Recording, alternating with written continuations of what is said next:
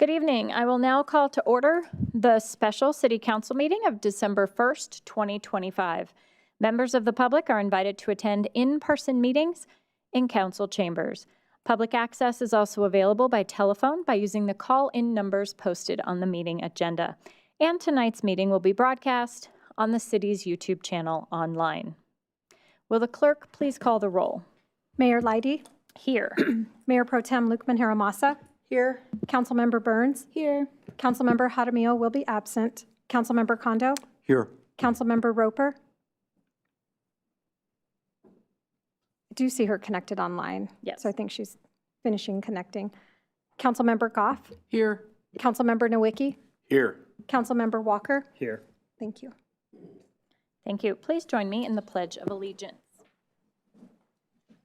I pledge allegiance to the flag of the United States of America and to the republic for which it stands, one nation, under God, indivisible, with liberty and justice for all.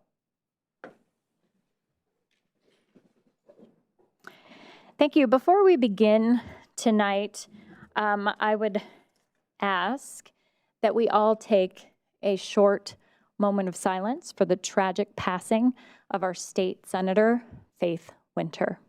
Thank you.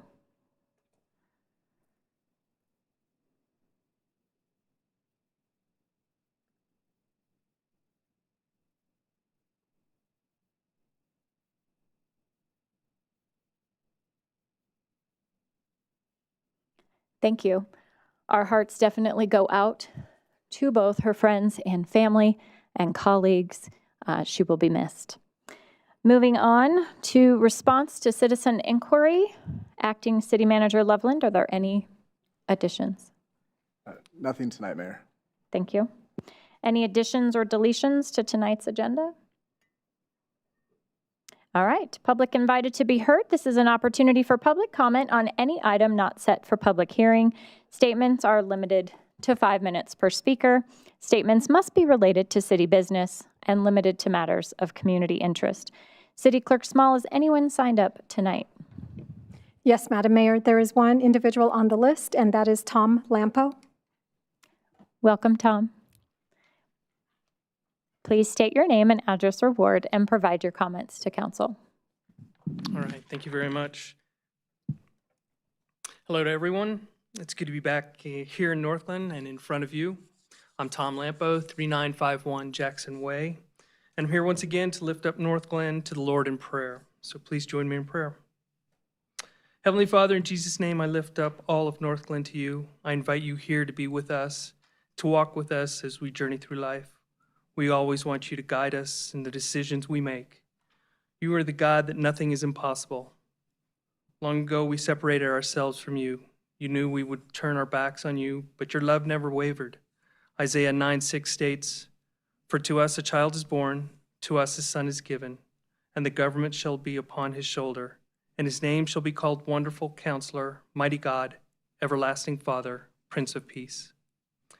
You gave us everything so we wouldn't be wandering through life without a purpose. You gave us everything so we could be with you for eternity. You gave us everything because love never escapes you. You're worthy of all of our praise and adoration. Father, we lift up to you the family and friends of Faith Winter. Her life ended tragically and left many wondering why and at a loss for meaning. Your word in Psalm 34:18 states, "The Lord is close to the brokenhearted and saves those who are crushed in spirit." We might not know why she is no longer with us, but we can receive comfort in you. Make yourself known to us all. Give us comfort and understanding. Bring peace to us. Death was never meant for us. We chose that outcome, but you never turned from us and gave us a way to redemption. Your love for us is immense. It's a beautiful time of year, a time of joy and peace. We can get lost in the excess and lose sight of what we really should be striving for. John 10:14 states, "I am the good shepherd, and I know my own, and my own know me." You are our shepherd. You know us, and we know you.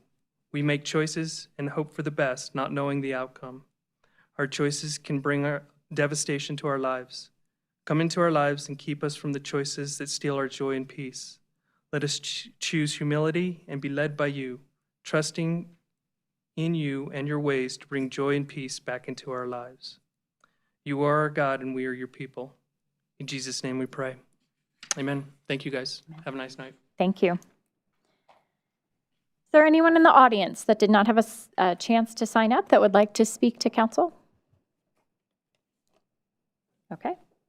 We are moving to interviews. We have a handful of interviews tonight for our youth commission. So I would like to invite Cheyenne. Come on up to the podium. Please go ahead and introduce yourself. Tell us a little bit about yourself and why you'd like to serve on the youth commission. Yeah. Hi, my name is Cheyenne Galler. I'm 16, and I'm a sophomore at Jefferson Academy. I want to be on the youth council because I want to make sure the youth feel heard, not only just heard, but I also want to make sure that the things they express of their needs and wants in the community are actually acted upon. I also want to grow personally from being on the youth council and the experience it will give me by furthering my leadership skills and teamworking skills, because I know I'll be able to use those skills in the future.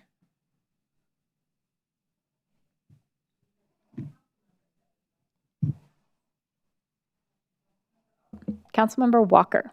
Ms. Shine, thanks for being here tonight. Your resume is very impressive, and I was just curious on here. You asked about wanting to make Northglenn a better place for kids and teens, and you said you wanted to share some of those ideas for fun and safe activities. Is there anything off the top of your head you could think of? Not exactly, because I know it also depends on other projects the youth council would talk about, because it's not just up to me, because it also involves the other youth council members, but just like fun events that can involve all the youth council or all the youth within the community. Councilmember Kondo. Thank you, Madam Mayor. Thank you for coming forward. Obviously, it's a commitment to your community, and hopefully you'll find it to be rewarding. I did notice in your application that you are a member of the Drone Soccer Club. So I was wondering if you can talk a little bit about that, given the penchant and novelty of drones nowadays. Yeah, so Drone Soccer Club is basically, it's kind of like soccer in a way, but you use drones. And there's these goals that you have to put the drones through. And it's just where you can learn about how to build a drone, how to maneuver it, and just work with a bunch of people who are interested in the same type of topics of like kind of engineering and mechanics. And yeah, it's really fun. That's awesome. Women in STEM is so very important. So I'm glad that you're part of that movement. So thank you for coming forward and deciding to contribute to our youth council. Yeah, thank you. Mayor Pro Tem. Thank you, Madam Mayor. Thank you so much, Cheyenne, for volunteering to be on this board. I think you're going to do a great job. As was mentioned, your resume looks really great. Usually, the youth that come on the commission, they have some passion area that they really want to, further and pursue. And yes, it's part of working as a team. But for example, like the drug prevention posters or drug prevention and addiction prevention, that sort of thing. Is there something that you're pretty passionate about? Mental health is one. I know those are all concerns all the time, but if there's something, I'd love to hear about it. Yeah, so something I find pretty important for the youth is being involved, whether that's through internships or extracurriculars, because I know there's so many opportunities out there that the youth could be involved in, but they have that lack of awareness. So, I know cost and transportation could be reasons of why they're not involved, but I think a major problem is that they just don't know the opportunities that are out there for them. So getting the youth and teens aware of the things that they could be involved in is really important to me. That's great. I see you also volunteer at the Children's Museum and Wings Over the Rockies, two of the favorite places that I take my grandkids. So thanks for doing that. Yeah, of course. Thank you, Cheyenne. Your resume is impressive. I think what I like most is that you're going to have some time with us. And I really hope that you enjoy the experience and that you make friends and you have a good time, because that fun is also part of it. So thank you for stepping up and being a part of that for our city. Yeah, thank Nice you so to meet you. much. Congratulations. Thank you. All right, is Sarah here? Nope. Okay. Well, that means Brandon's up next. Come on up. Tell us a little bit about yourself and why you would like to serve in this way. Yeah, so my name is Brandon Martin. I go to Legacy High School, and I've lived in Colorado my whole life. I currently I did cross country, and in the spring I'm going to do track. I'm also a part of sophomore class leadership in my school, and I do the Model United Nations, and I'm hoping to become part of the board at Northglenn. And why I would like to be on the board is I think it's a very good opportunity for myself to have the chance to reach out to the local community, and how I would do this is I would bring ideas that would shape our community and strengthen it, and that would be through various like fundraisers and events for the community. Thank you.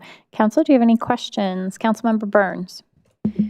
Thank you, Madam Mayor. Thank you so much for coming, both of you. This is awesome. I'm so sad I missed you last month when you all were at the Youth Commission.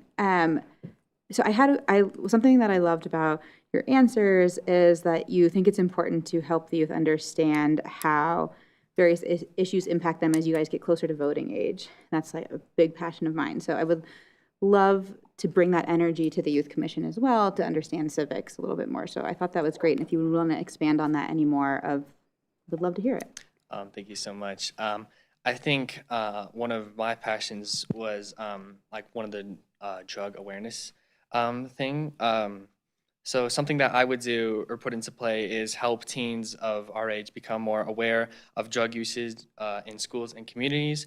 And I would try to start plans as well as some other things in order to educate teens in our community about how bad drugs can be for our bodies. And this would hopefully encourage them to join programs where they could get help for themselves.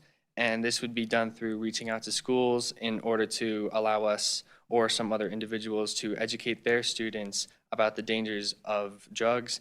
And my most important goal for this would be to educate people before they can become addicted or have other issues. Councilmember Goff. Thank you, Mayor. Yes, thank you for coming and applying, and congratulations. I'm going to say that first. But both of you have mentioned doing volunteer work in the libraries, and I just, so it makes me so happy to know that young people are still interested in libraries. So can you just say a little bit more about, like, what do you do with, actually go to the physical library and do some kind of volunteer work? I don't exactly go into the libraries. I am hoping to get more involved in that type of area. Unfortunately, yeah, I just haven't really gotten the chance to be a part of specifically libraries. Well, I appreciate that you value libraries, Yes. and so encourage you to continue to work in that direction. Thank you. Councilmember Kondo. Thank you, Madam Mayor. So, Mr. Martin, you mentioned being part of the Model UN. Obviously, that is thinking at a very broad global level. Well, first of all, thank you for volunteering and coming forward to join our Youth Commission. That says a lot. So going back to my question, kind of curious what kind of issues are you exploring or debating at the Model UN? Well, my last conference was last year, and our topic was about the Yemen crisis, and my country was Ghana, so I got to like represent Ghana's thoughts on how they viewed the Yemen crisis, and I thought it was very fun and very interesting getting to collaborate with all of the other students at the conference in my group. I did not get any awards for that, unfortunately, but I plan on doing it more frequently just because cross country took up a lot of my time in the fall, but in the spring and the winter I'll have much more time for that career. That's a great experience. Obviously, politics is the art of storytelling and persuading others. So, I'm really happy that you've had that experience, and I'm sure you'll bring that to bear when you are participating in Youth Commission. Thank you. Yes, thank you. Mayor Pro Tem. Thank you, Madam Mayor. Thank you so much for volunteering to be on the Youth Commission. I think you're going to do a great job. And actually, all my questions were taken. I was going to ask about the Model UN. You're just incredible. I think, to be this young and to be that involved already on civics on a global scale, I think is going to be extremely helpful. And I think that's going to give you a lot of insight into the Youth Commission and all the things that you're going to do moving forward. So great job. I love that you volunteer for food banks. You know, there's definitely a necessity right now. So I don't know if that's something that you mentioned, like community projects. That's something that you might try to get more youth involved. I think that's really, really cool. So good job. Thank you. Thank you. Councilmember Nowicki. Thank you, Madam Mayor. Thank you, Mr. Martin, for being here, for stepping up. You mentioned kind of addressing some of the challenges of youth. What would you say are some of the challenges that youth are facing today? Well, I think some of the challenges would be that we have a fair number of people who want to get involved, but I don't feel like there is enough of that in schools and communities. And what I would like to do is try to strengthen the bond between all the members of our community. Like in our last youth commission meeting, we talked about how we want to, as a future project, to get people more involved, or specifically teens, involved in like certain activities in their schools and in their community. And I think it would be very important for that. Does that answer your question? Yeah. Is there anything kind of specific to Northglenn teens that you see kind of that they really struggle with? I don't know about specific to Northglenn because, yeah, I would have to research more just on Northglenn. Thanks. Yeah. Thank you. So the only question I had was, how did you hear about this vacancy? So before I went to Legacy, I went to Holstrom K-8. Yeah, and they put out in their newsletter, they mentioned the Youth Commission, and that's how I have a sister who goes there. She's in 7th grade. And so my mom was reading that newsletter, and she told me about it. And I just jumped at the opportunity because I thought this would be a great way to get involved. I agree, and I think you're going to be great. And then you can convince your sister to join us too, because we do want to have a nice size youth commission. You do excellent work for our city, and we value you. And I'm real excited to have you join us. So congratulations. Yes, thank you so much, and have a good day. You too.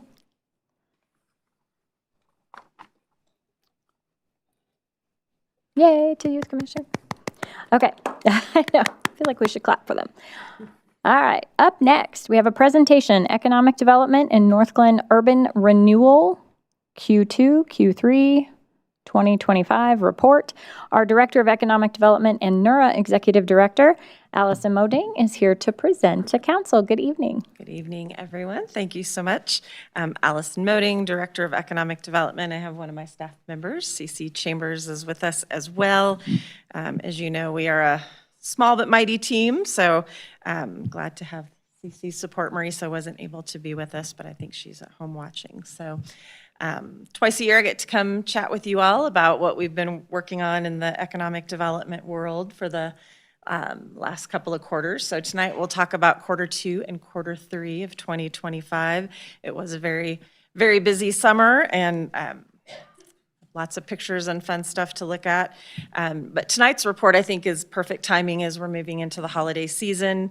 And I will talk more about our new Keep It Local Northglenn campaign that kicked off last week. But first, we'll start with some numbers. We'll talk a little bit of demographics and data. We'll go over some of the new businesses that joined us here in Northglenn, talk about our business retention activities. I have a quick NURA update, and then what we're looking ahead to in the coming year. So to start out, we'll do a quick demographic summary. You all have seen this chart maybe in a few other places, but just goes over our population, average household size, median age, household income, all those numbers, as we keep an eye on that from year to year. One of my favorite things to do is kind of look at where people are going when they come to Northglenn. This is our top 10 most visited places, thanks to Placer AI, which is a subscription service that we use to help track visitor traffic into Northglenn. So not changed at all. Northglenn Marketplace continues to be our largest site that attracts folks into Northglenn, but followed closely by Webster Lake Promenade, Washington Point, Washington Center, the Huron Shopping Center, and then we have a few individual businesses that by themselves bring in a lot of visitors. So Cinzetti's, as well as Texas Roadhouse, Ross, and Raising Cane's. So if you've been to any of those, you're somewhere anonymously in that list of numbers. Commercial real estate, we like to keep an eye on what our commercial real estate looks like. We have, of course, a pretty fixed number of retail, office, and industrial properties here in Northglenn.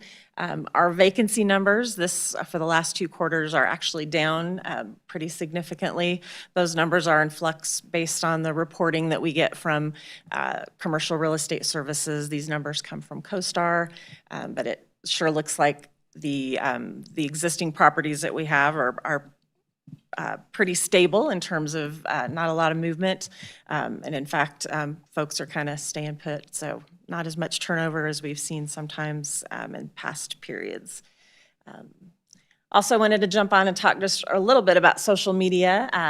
In all of 2024, our Facebook page, we had the number I like to look at is the engagement number there on the right side, so 1.5 million engagements. That's something that we're starting to really focus on and try to get more interaction from Facebook with our existing businesses. And then I know recently I talked to you about our plans to add Instagram and really focus that Instagram product more on the new Keep It Local campaign so that we can interact more kind of actively with our businesses directly, utilize more video opportunities. And so really looking forward to how we can grow Instagram.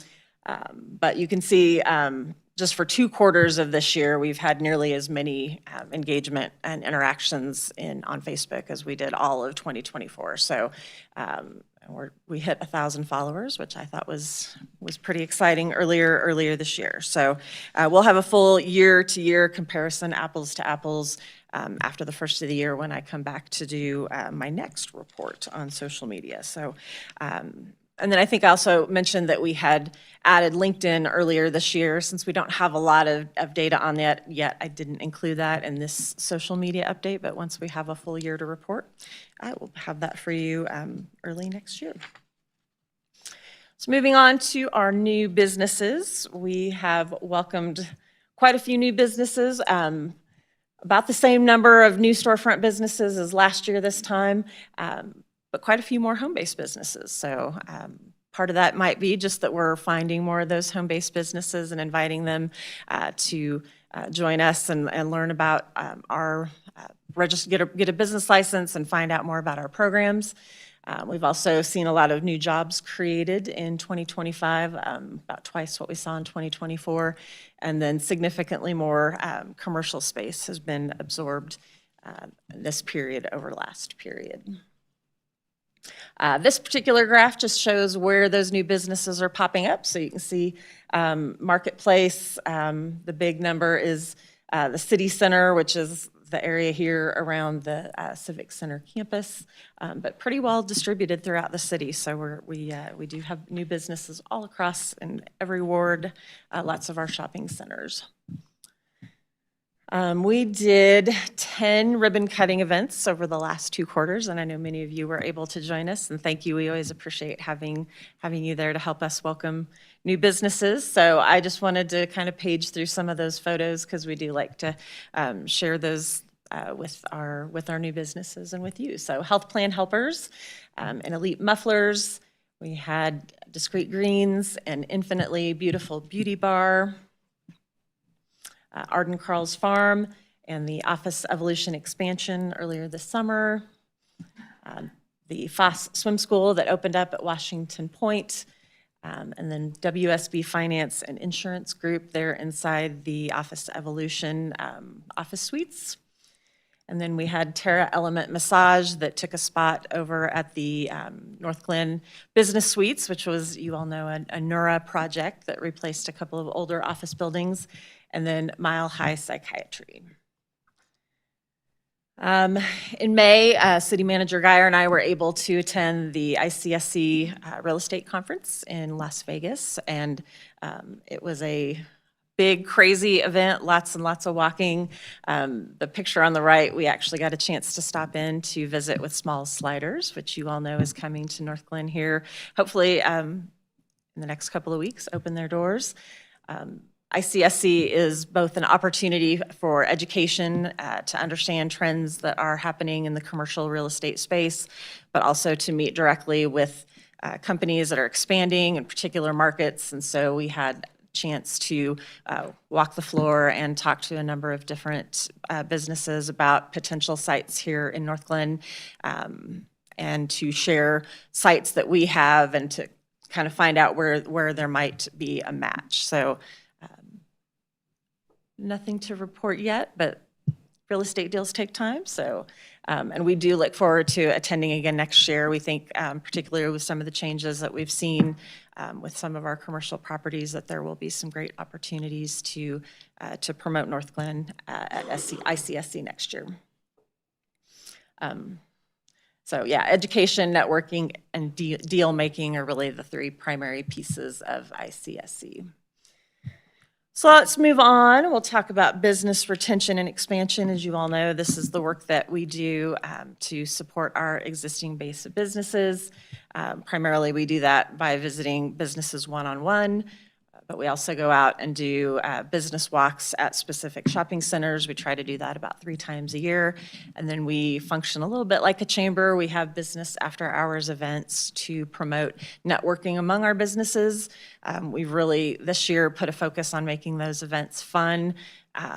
We had one event, I'll show you right, I think it's my next, I'm all out of order. So I'll talk about that here in a minute. But one of the new things that we're getting ready to add are our new welcome baskets.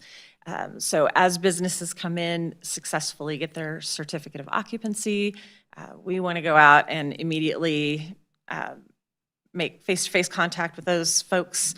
Sometimes when we're working on a new business opening, we talk to the contractor, or we're talking to somebody that's involved more on the real estate side.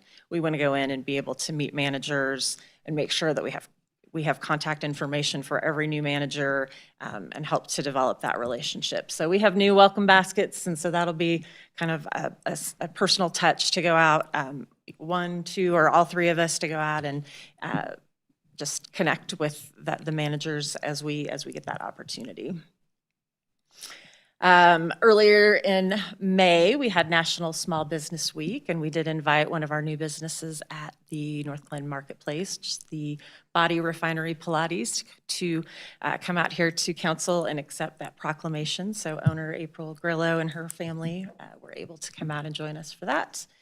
And then throughout that week, in addition to the proclamation, we did a crime prevention themed lunch and learn with Beltran's Meat Market. And then we had a grab and go breakfast and information fair, kind of a stop in and learn opportunity on that Friday of National Small Business Week.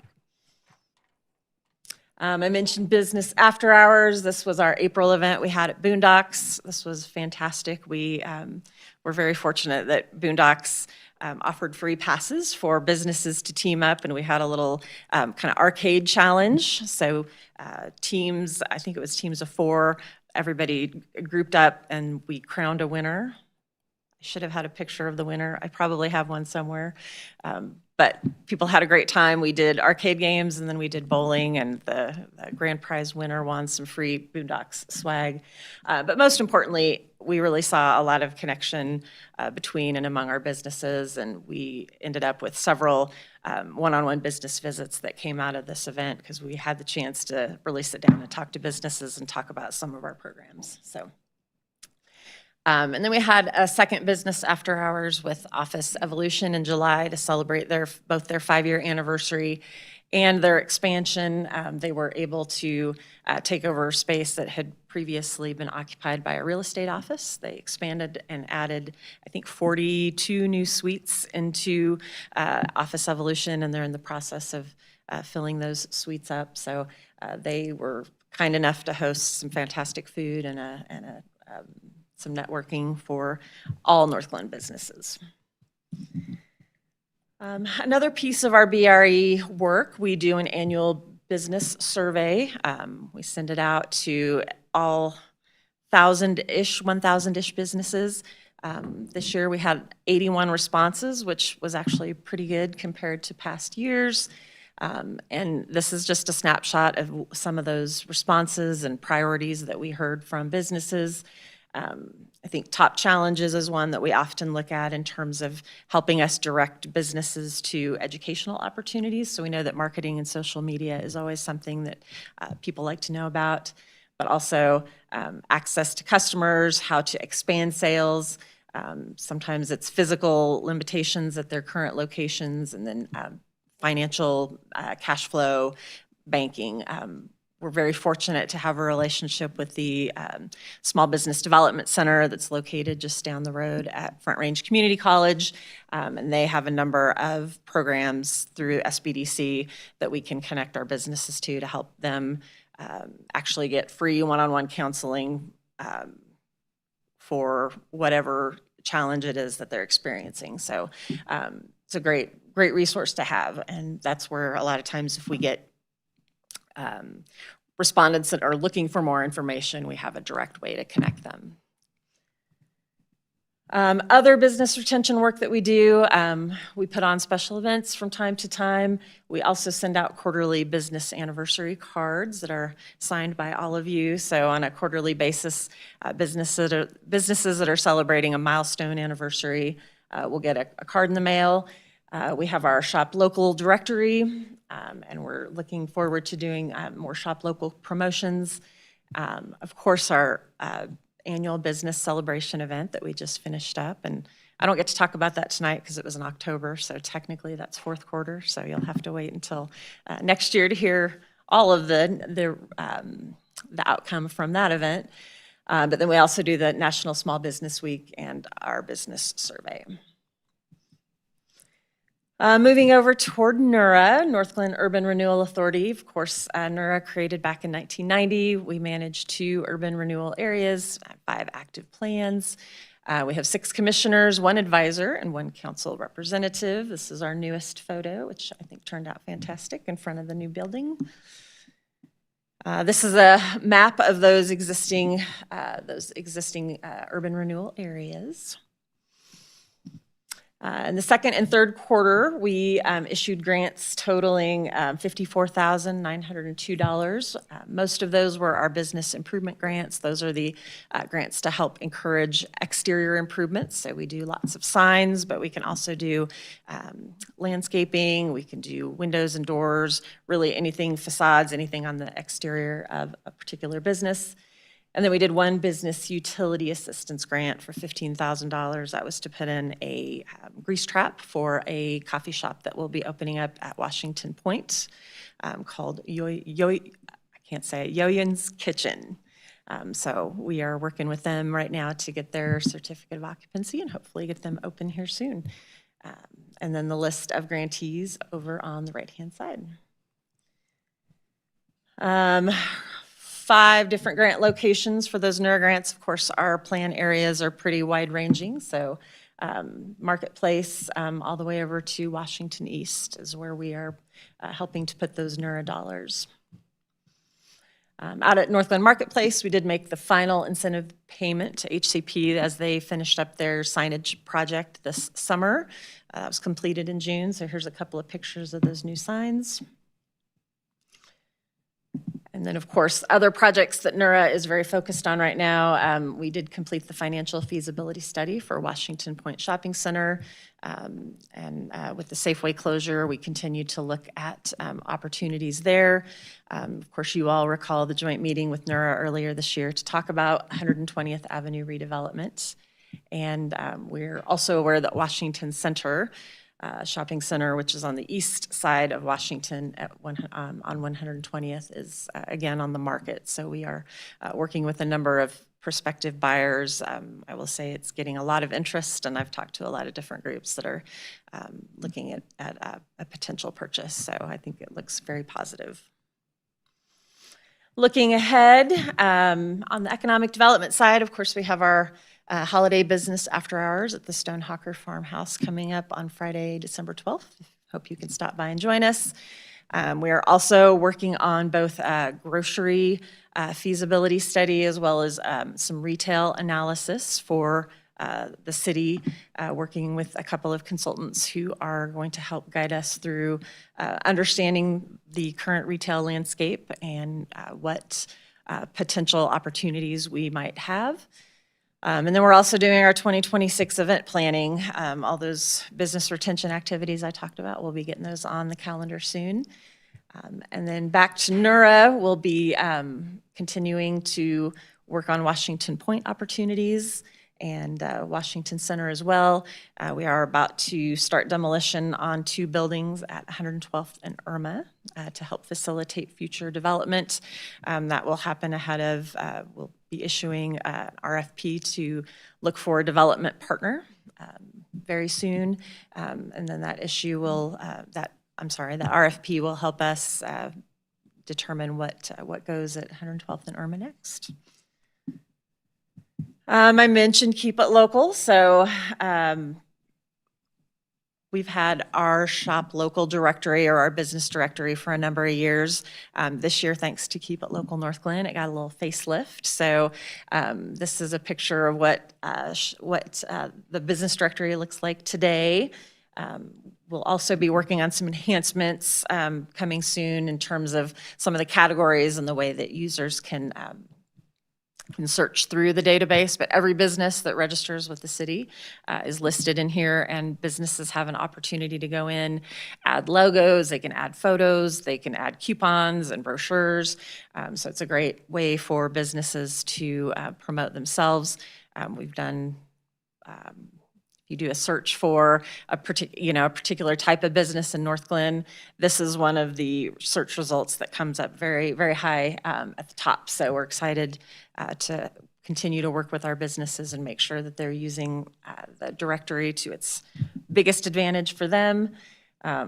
We're also doing our shopping bag promotion. We've done this for several years now, but they're new and redesigned bags, and I think all of you should have one at your spot up there.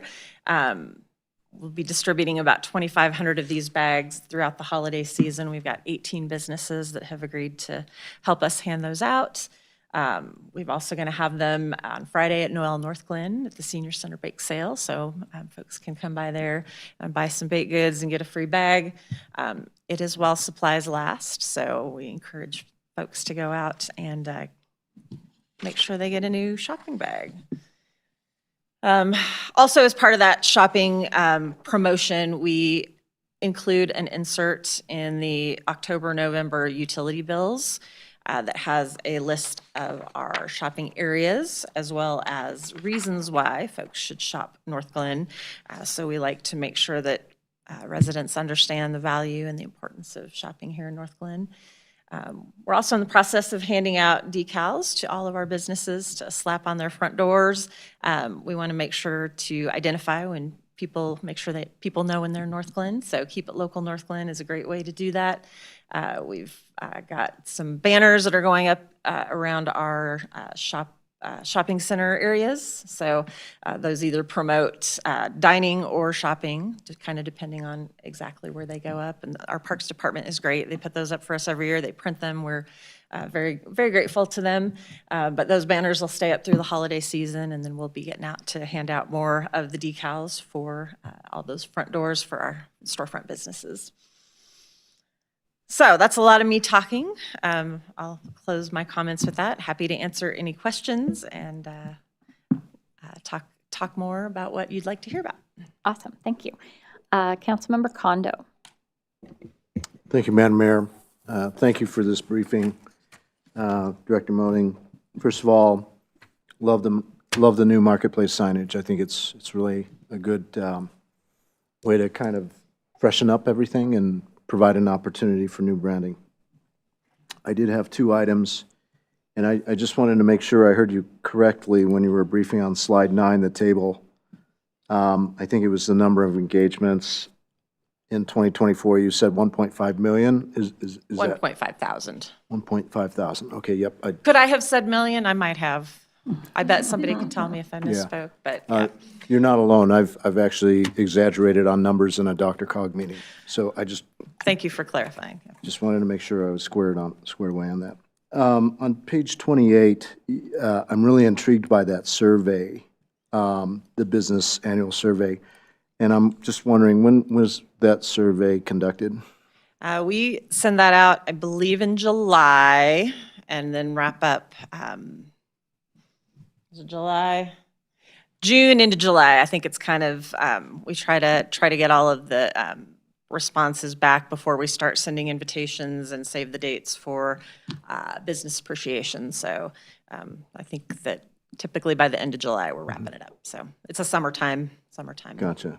And it looks like the questions are same from prior years. I wonder if you do any trend analysis to kind of see, given the past, not that the past can help predict the future, but I'm just kind of curious as to, have we peaked, or are we at the toe of a growth curve, that sort of thing? I would say I haven't done any kind of longitudinal really analysis, but I do kind of look from time to time to see what topics are of most interest. I think we're looking more for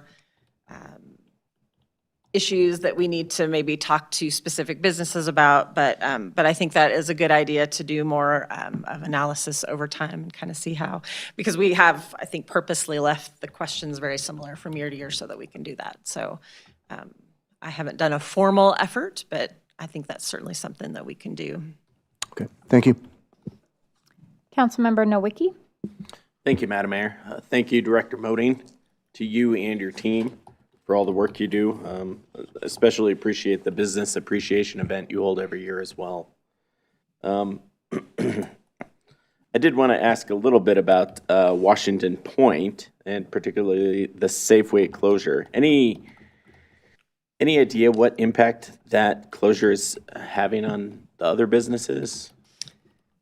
I've talked to a few of them, and some of their responses have been surprising. A couple have said that they see less loitering. Okay. So I think, it's been 6 weeks since Safeway closed their doors. I think it will be interesting to continue to talk to businesses and see, kind of see what their experiences are. But I have not heard any major complaints yet. Okay. But we'll see how we get through the holiday season. And I think we are trying to stay in communication with them to be aware if there's any concerns. So.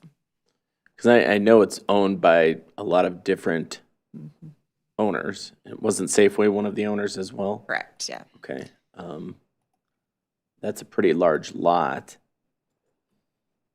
Okay. I wanted to ask you a little bit about 112th and Irma. Is that, so as far as the development, the stuff that's being torn down there, are you referring to the gas station and the dance studio? Correct. Okay, finally. Yes, the restaurant will remain for the time being. I think after talking with the owners, they'd like to remain in place as long as they can, and we're hopeful that we could find a developer that will perhaps find a way to accommodate them in whatever comes next. So, and Nura, I think, has been supportive of that potential, so. Excellent. Yeah. All right, thank you. Yeah, of course. Okay, I don't see any other hands, but I wanted to say thank you because I really look forward to these updates. Your presentations are always so thorough. And one of the things that always sticks out to me is how kind your team is.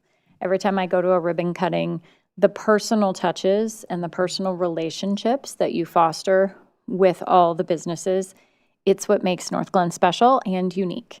And so thank you for the gift baskets. Those are really cute. But really, it's just about how hard your team works to develop a personal connection with each business owner. And I really appreciate that. So thank you. Thank you for being here tonight, too. You guys are awesome. Absolutely. Thank you all. All right. Okay, we'll move into council communications. I will start with Councilmember Burns. Thank you, Madam Mayor. Thank you to everyone who came and spoke. Thank you to our youth commissioners, future youth commissioners who came. interviewed. Good job. I just wanted to offer my personal condolences to the friends and family in our community with the passing of Senator Faith Winter. And then I have to say, since this is the last time we will have communications before transition next week, I just wanted to say to Jay, who's not here, Councilmember Walker, you know, the last 2 years, yeah, it's thank you just for being my partner in this, and I think we've both learned and grown so much together over the last 2 years. And I've been thinking a lot about, like, I think I talked about this with some of y'all briefly, but like just these relationships and this dynamic on the dais is so different than anything else I've ever had. I think like making policy and impacting so many people's lives is so weirdly intimate, and we are so much more than the hours we spend up here together. And I think, thank you to the mayor for fostering a community that we remember that a lot. So I just wanted to say thank you for everything. That's it. Thank you. Councilmember Walker. Thank you, Ms. Megan. Prayers obviously are with Matt and with Faith's family in this difficult time. Thank you to Tom Lampa for coming out and his beautiful words as always. Thanks to the youth commissioners who stepped up for the youth commission, and also thank you for those who came in support tonight. Councilmember Nowicki. Thank you, Madam Mayor. I just want to echo what my fellow council members have said. My thoughts go out to Faith and her family, especially around this time of year. I know she had little children, and that's just unbelievable. To kind of echo what Councilmember Burns said, I do appreciate, Jay's not here obviously, but I've appreciated the relationship I've built with him, and I've appreciated the relationship I've built with you, Councilmember Walker, as well. Being able to sit next to him, and him and I don't always agree on things, but I've reached out to him when when I want different viewpoints. When I want someone who thinks differently than I do. I've reached out to, on really tough decisions, that we've had, or, tough conversations. I've reached out to him to really hear a different viewpoint than mine. And it's really kind of taught me about this kind of grand experiment that we engage in. And, and I applaud your willingness and to step up and serve your community in this way. I know you'll still be out there shoveling snow, so I know you'll still be doing that. With regard to kind of city business, the Northglenn Senior Organization has a bake sale, so Noel Northglenn is this Friday from, is it 5 to 9 or 5 to 8? Something like that. Anyways, the bake sale starts at 4 o'clock, and it goes until the goodies run out, so just be mindful of that. They said cash is king, so yeah, none of this debit card stuff. So stop by the ATMs. I don't know if there's an ATM on site, so be aware of that. And then the NLC stuff, I'll go over that when we get to talking about the NLC stuff. Thanks. Thank you. Councilmember Goff. Thank you, Mayor.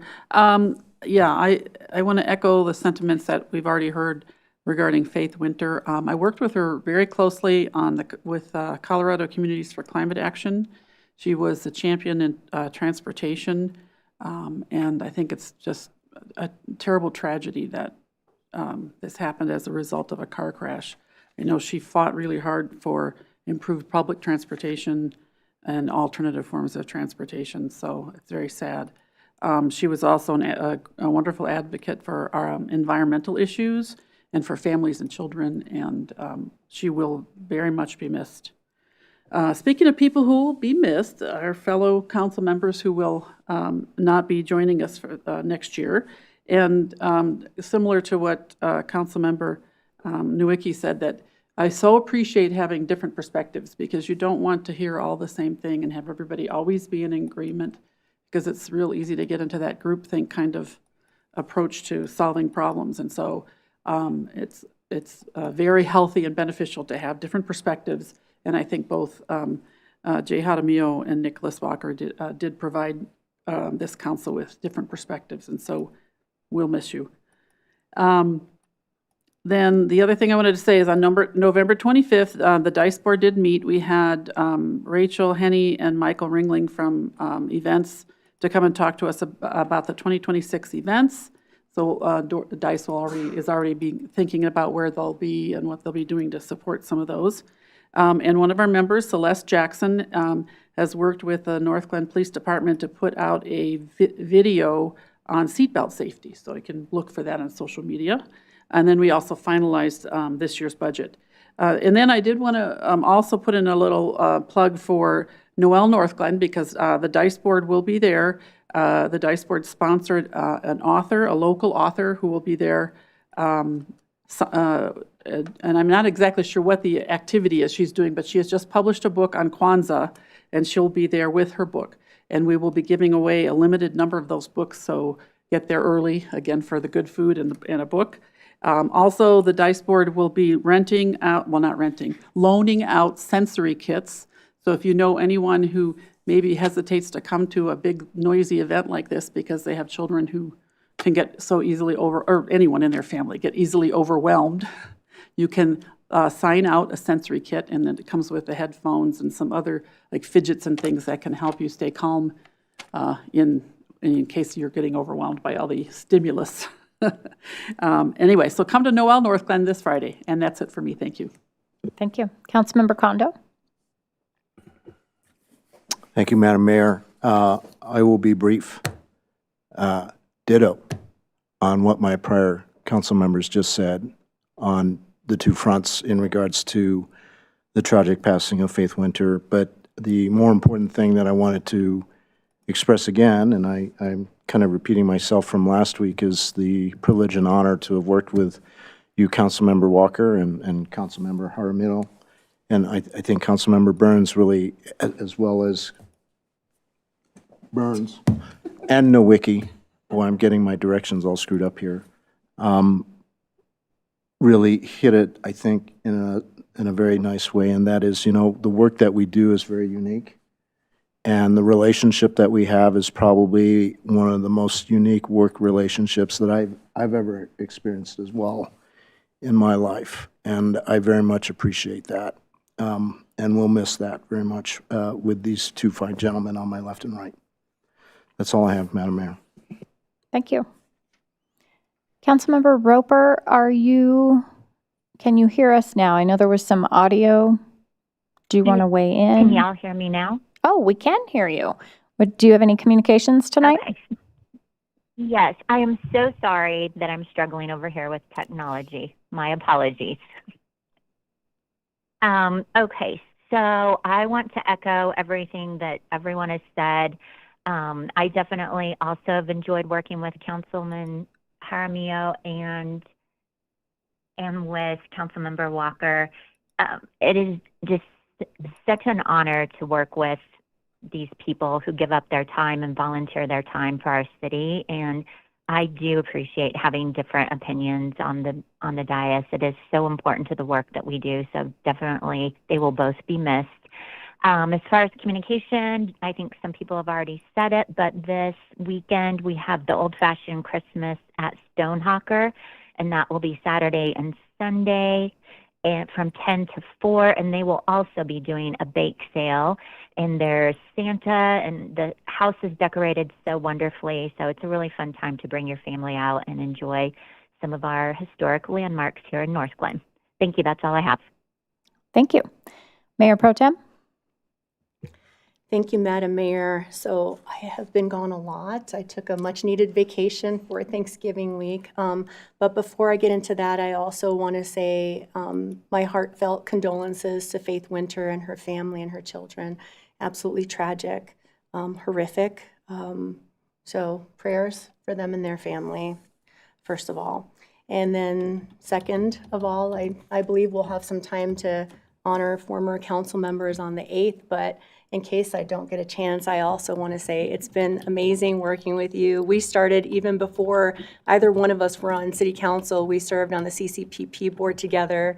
We did all the crazy driving tracks and the the TI simulator and all that fun stuff through the police academy. So it was really awesome serving with you even before we both got to serve on council. And, and definitely we've had some really great memories and some great conversations, and I hope those will continue. Councilmember Walker and Jay Jaramillo's not here, but also been able to work with him closely on some of the Latino initiatives as one of only 2 Latino council members in such a large Latino population, such as the Adams County Festival Latino. I'll reach out to him. Hopefully he'll show up on the 8th so I can tell him some things in person. But it's been pretty unique. I think if you look at other cities, how we get along. And, maybe the perception is groupthink, but that's not what it is.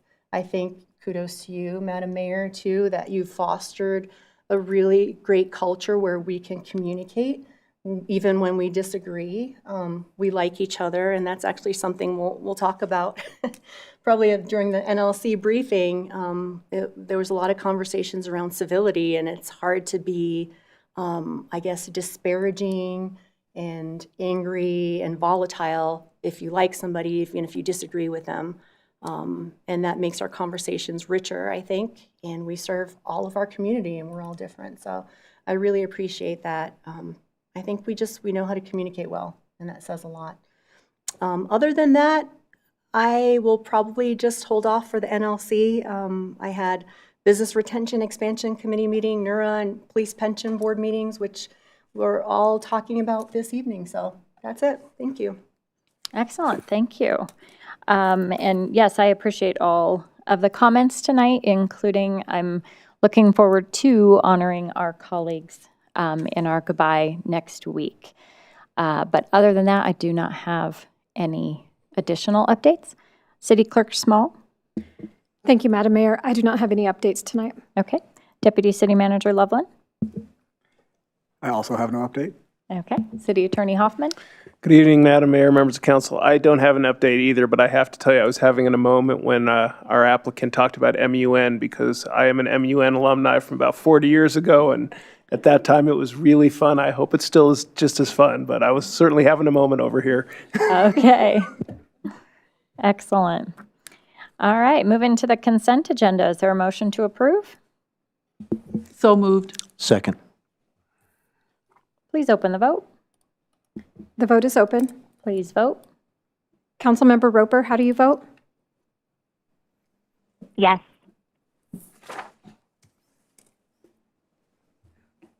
I will close that vote, and the consent agenda passes unanimously. All right, we have a public hearing tonight, CB 2034. Will the city clerk please read the title? A bill for a special ordinance amending the 2025 budget, recognizing revenues and appropriating expenditures by supplemental appropriation for the payment of the costs and expenses of the municipal government, agencies, and offices of the City of Northglenn, Colorado, for the fiscal year beginning January 1, 2025. I will now open the public hearing on CB 2034.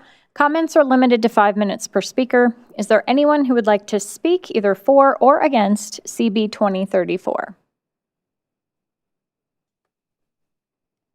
Okay. Is there anyone on the phone who would like to speak about CB 2034? You can unmute yourself by pressing *6 at this time.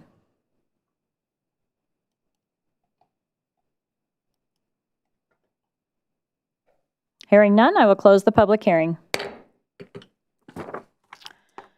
Ordinances on second reading, CB 2034, 2025, supplemental appropriation.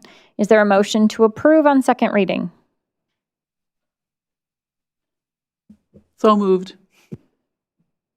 Second. Thank you. Deputy City Manager Jason Loveland will provide a summary of this item.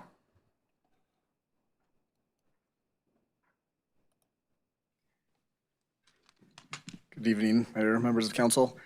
It was just last Monday that I spoke about this, so I'll go quickly over what we're doing here. Again, this is a supplemental appropriation regarding 2025's budget. There are a few cleanup items that we need to get through the process as far as the ARPA revenue dollars and where they were originally allocated in the general fund that need to move to the water funds.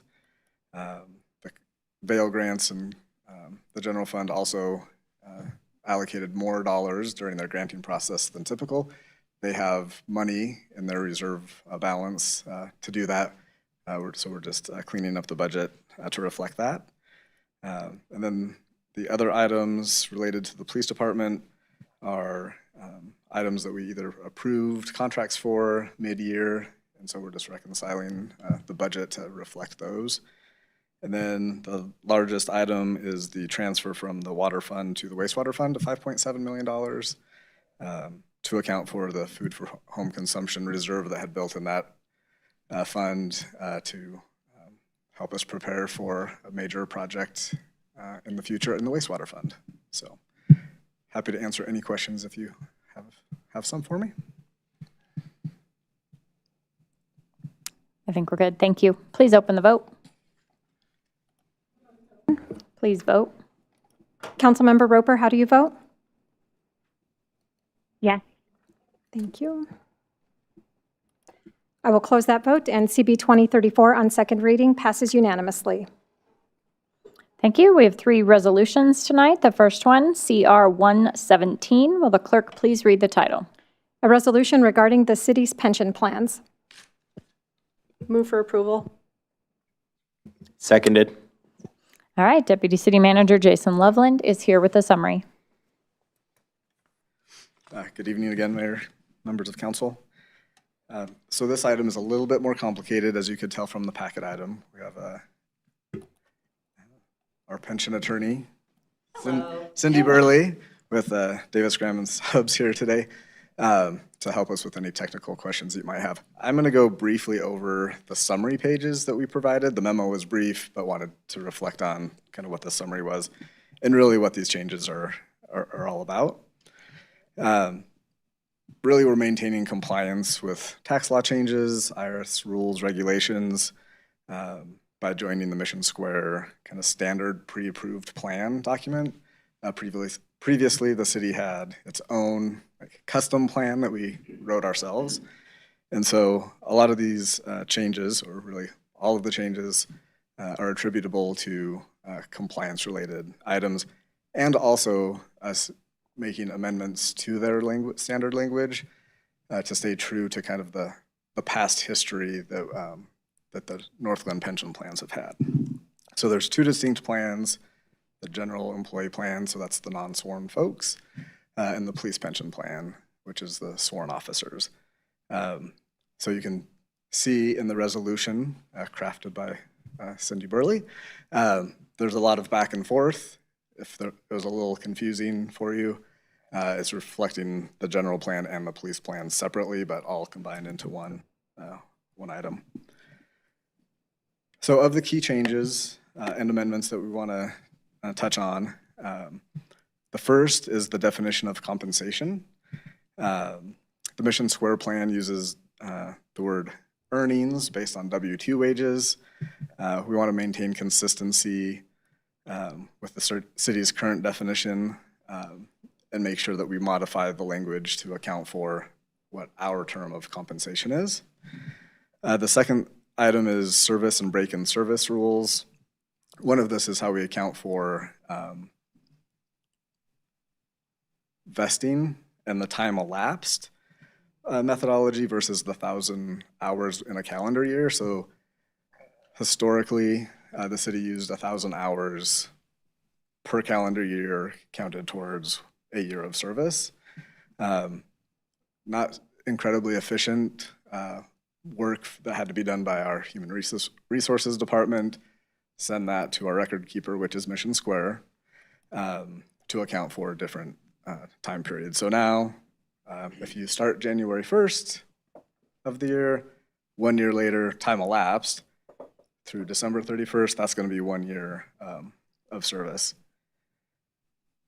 Another piece is the plan administration. So the pre-approved plan with Mission Square doesn't specifically name the retirement board as the plan administrator, so the resolution is going to comment on that the retirement board will be the plan administrator. Vesting schedule, I just mentioned or alluded to the counting of the hours. This is probably one of the most significant changes that employees will see, and that's on the sworn side. The current plan on the police side, after 4 years of service, they're 40% vested. So we're going to shrink that time frame down to from a max of 7 years to be fully vested in the police plan, down to 5.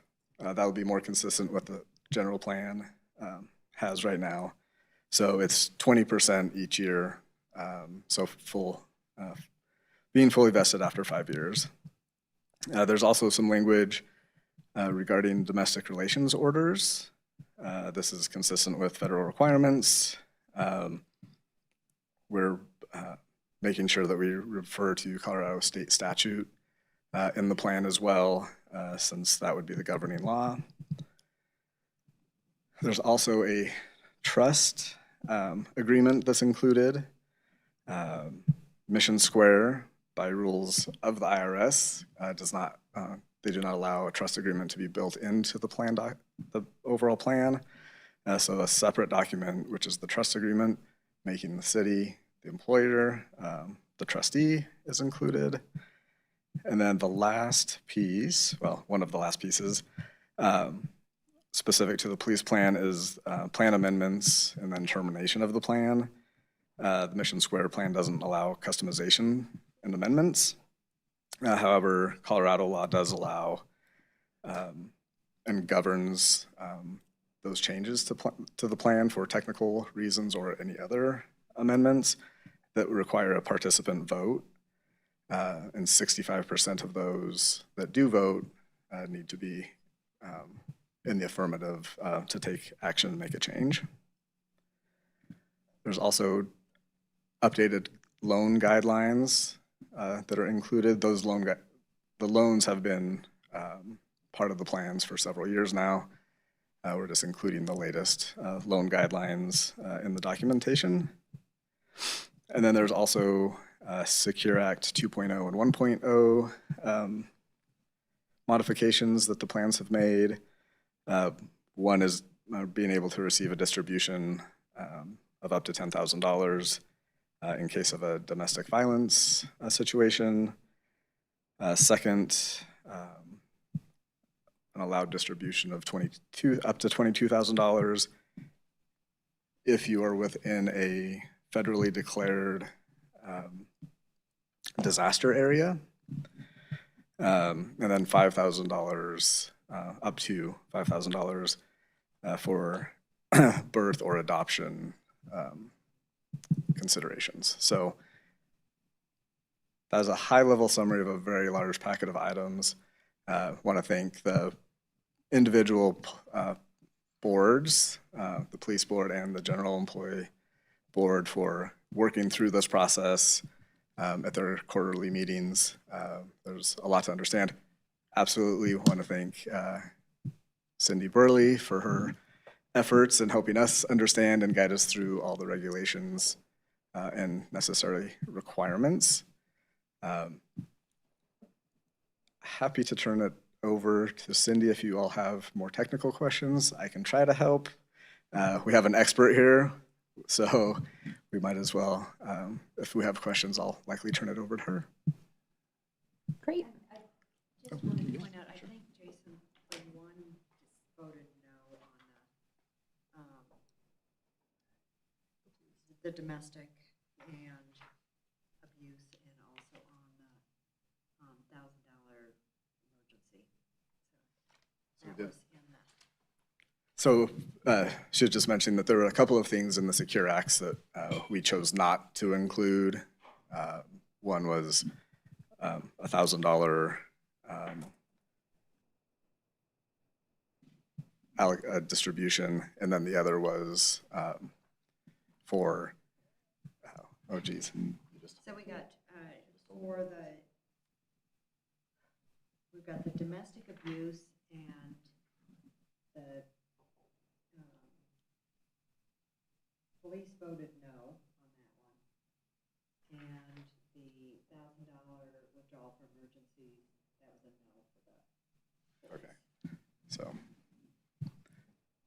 some differences between the plans based off of the board's decisions. Okay. Councilmember Condo? Thank you, Madam Mayor. Two questions. One, just for my general understanding. So in the memo, it talks about elected participants. So obviously two different boards, and I'm assuming these people were elected by their peers to represent solely for the purposes of this Correct. activity. Yes. Okay. And is this kind of an annual, semi-annual, every 2, 3, 4-year sort of thing? And so do these plan participants kind of stay on for that term, or if you have to do this again, you have to elect a new group of people? Yeah, so the elected folks in the general plan, I believe, serve a 3-year term, and in the police plan, serve a 2-year term. Okay.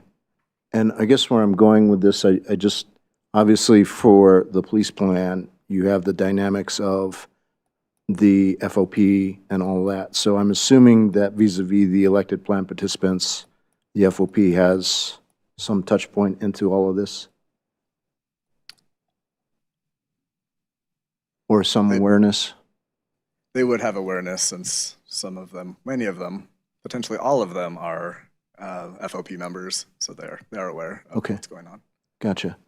My second question, and I guess it's appropriate given the time, is when it comes to the police plan, and I was just trying to scroll through that particular portion regarding survivor benefits, and I'm assuming that those sort of benefits get conferred whenever there is a line of duty death. Is that how that works? Or perhaps maybe that's a question for the attorney.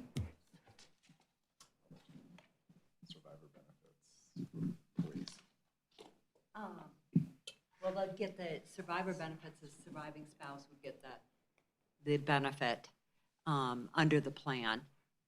And so, and I'm not sure, are you in the death and disability at FPPA? So they'd also get FPPA benefits for the survivors. So there are two different plans. The FPPA is the Colorado statewide plan. And so they have the primary survivor benefits for the survivors, and you are in the death and disability plan. So that's where that comes from. And I also think there was just one other piece here that I was looking. I don't think either one elected the domestic abuse provision. I didn't see it.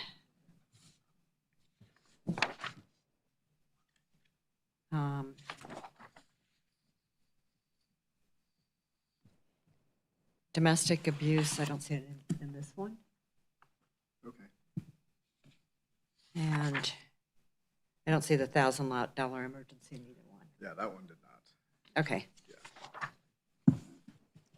So regarding domestic abuse, what is it that you're saying?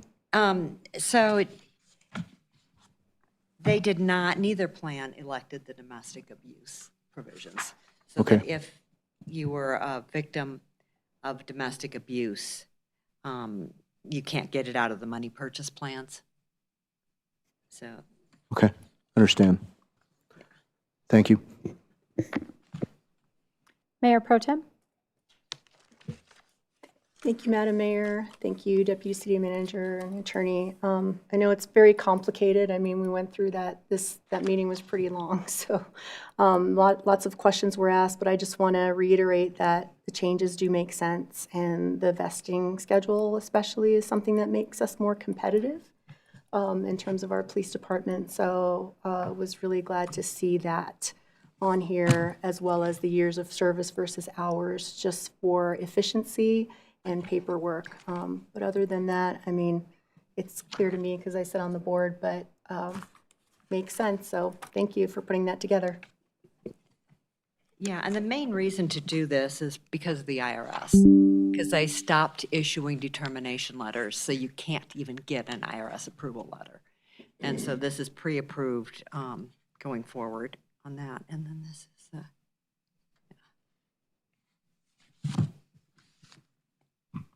Other questions for me or for Jason?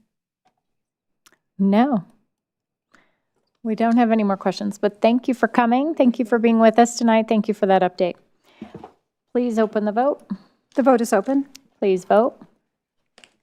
Councilmember Roper, how do you vote? I vote yes. Thank you. I will close that vote, and CR 117 passes unanimously. CR 118, will the clerk please read the title? A resolution approving an agreement between the City of Northglenn and KECI Civil Incorporated for the Bridge Rail Improvements Project at Claude Court on the trail south of the City of Northglenn Maintenance and Operations Facility and 112th Place at Highline Drive. Motion to approve. Seconded. Director of Public Works, Sarah Borgers, is here to provide a summary. Good evening. Good evening, Mayor, City Council. Good to see you. It's been a little bit. I'm struggling with the mic here. So we have a number of bridge railings in the city, namely 3 of them, that are in pretty bad repair. They've been hit by cars and are rusty and need to be replaced. These are largely pedestrian railings. They're not like normal bridge railings that you might think about. We have the funds this year to move forward with 2 of those bridge railings. We have funds in out years to get us the 3rd one finished.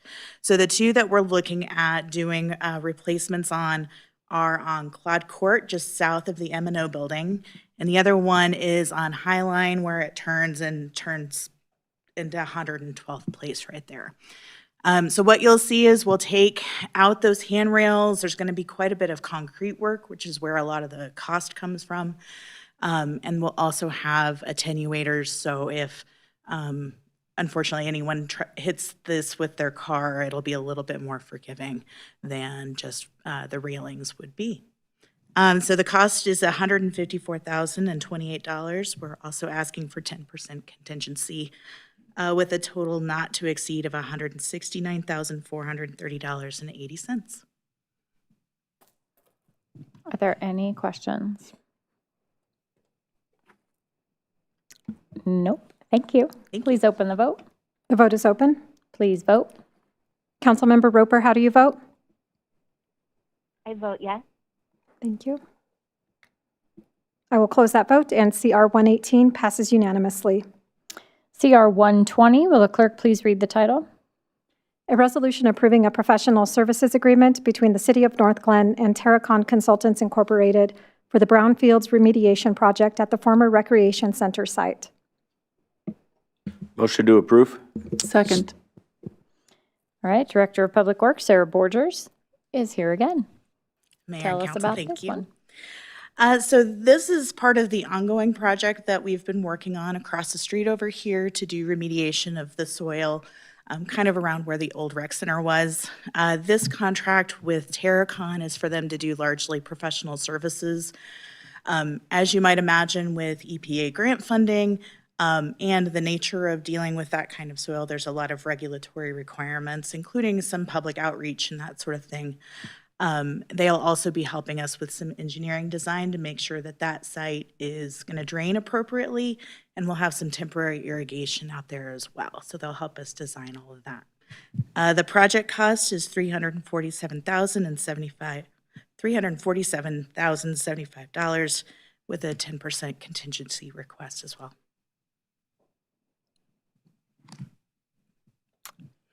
Any questions?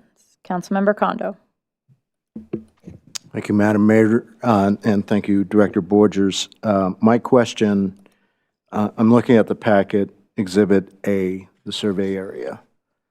And obviously, it's a very large envelope that includes like the sidewalk there, a festival lawn on the north side and the road. I'm assuming this is just strictly the survey and that all of the actual sort of work is not necessarily going to impede traffic or No, or the fully work. take that full envelope.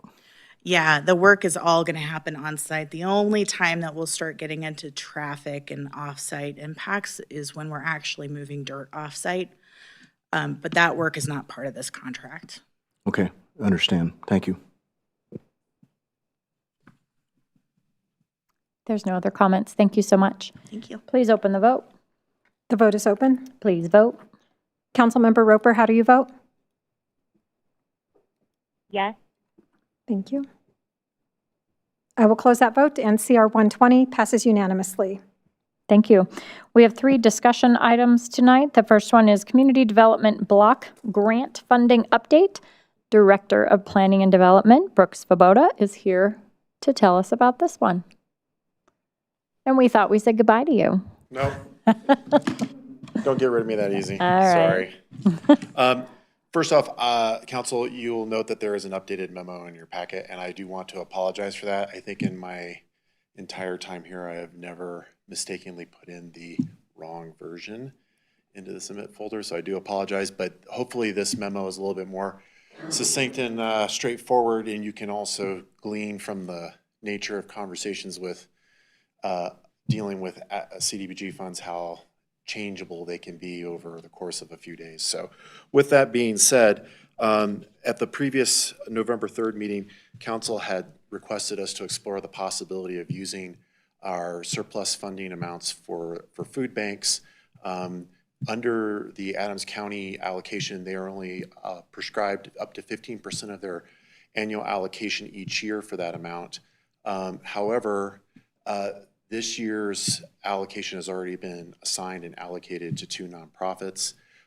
In working with the staff, one of the things that they determined is that in 2023, they did not fully expend those funds, and in combination with funds that would be available for fiscal year 2026, we could effectively allocate up to $293,000 of our surplus fund balance toward food banks. The one thing that would need to be pointed out is that the food banks would have to be pre-qualified. They would have to go through a screening process through Adams County to be qualified for CDBG eligibility. And with that, they would then need to apply for those funds. So just to mention that, that process. Also, in the memo, you will note that under the recommendations, there are 4 options that I came up with. There's obviously more iterations of this, but there are a couple of different ways to look at this. We could fund up to $293,000 for fiscal year 26 for food banks. We could also fund both the Odell Berry project and fund food banks up to the amount of $189,000, and also some combination thereof. And there's we could also explore other funding options that were provided in the matrix that staff provided at the November 3rd study session. So what we're looking for tonight is direction on how Council would like to consider allocating the CDBG funds. One thing I would mention that was made much easier with the communication with Adams County staff is under the current draft of our IGA, we would only need to come back and have Council adopt a resolution saying this is our express desire to see the money allocated. We would not need to do a formal IGA amendment as I had previously mentioned at the November 3rd meeting. Okay, thank you for that update. Councilmember Walker? Mr. Brook, just, and forgive my ignorance on this, but with all I'll just call them the hoops that the food banks should have to jump through to get this, and you may not know this, but what are the likelihoods that they would apply for all this money? Do they know how to apply for all that money? I'm worried. It sounds like it's a lot of... We would have to explore all of that. I honestly wouldn't know. I can tell you that it would, under the minor home repair program, it is a lot of paperwork to fill out. I would imagine that it's going to involve, documenting their 501c3 status for them to be screened, also to understand whether or not they have qualified staff that can actually do the administration on the paperwork, et cetera. So, but it's not an impossible task, but it is something that we could definitely explore further. I think the one thing we do have with this is that the monies wouldn't become available until October of next year. So we have time to communicate to our food banks and then understand what those requirements would be, and then have an engagement exercise with the Adams County staff to help them through the process. Okay, I was curious about the support, but you just answered that at the end. Thank you. Yeah, I can tell you the Adams County staff are very helpful once you get them going in the right direction and they know what we're doing. They can be very helpful in helping people get through the process, for sure. Thank you. Councilmember Nowicki? Thank you, Madam Mayor. Director Svoboda, thank you for being here. Can you tell me what risks might arise if the park funding is delayed in favor of kind of public service allocation? Director Peterson is here, and she can better answer that question. Good evening, Mayor and Council. So there's really three things that I've identified that are probably our largest risks. One, I would categorize as a challenge, is that we don't have another funding source currently identified for that remaining $700,000. Doesn't mean we can't seek other options, but we have really looked at all of those major grant funders that are out there and have been very fortunate to have received funding from many of those major funders. Risk-wise, if we don't begin the project in 2026, we start to lose some of the funding or potentially risk loss of funding from two of those grant sources. The two that are most at risk are the Great Outdoors Colorado, which needs to be expended within about 2.5 years, since that clock has already started, and then the Land Water Conservation Fund, which needs to be expended within 3 years. We do anticipate a construction period of about 9 to 12 months, and so having adequate time to bid that project, go through that construction period, and fully expend those dollars within that 2.5 to 3 year period is important. Adams County open space dollars do allow for carryover or for us to seek extensions. We do have to submit those every 6 months after the initial 2 years. Those are a fairly straightforward process for us. However, if we were to at any point reduce our matching funds from we included $700,000 as that placeholder. If we were to reduce that amount by $700,000, and it varies based on what amount we were to reduce by, then we also lose a percentage of the grant funding that we have been awarded because it's a matching grant based on a maximum percentage. So rough math is if we were to reduce by $700,000, we'd lose about an additional $420,000 of those other grant funds. If we were to replace those with another funding source, we would not have that loss. But that is a risk we take. Thank you. You're welcome. Can I get- Is this, do you guys want my input? Is that discussion? Well, we have a couple other questions, but I have a clarifying question based on your question. So I'm looking at the memo, and it says Adams County staff has confirmed that the city could fully fund the park project and allocate $189 to the food banks.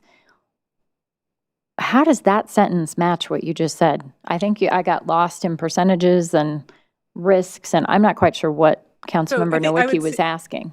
Certainly. I think it's two different pieces. What I was responding to is simply if we were to not fund it at all, if the park project wasn't funded at all from CDBG funds, what would happen? Oh, thank you. I did not think that was on the table. So maybe I misunderstood Councilmember Nowicki's question.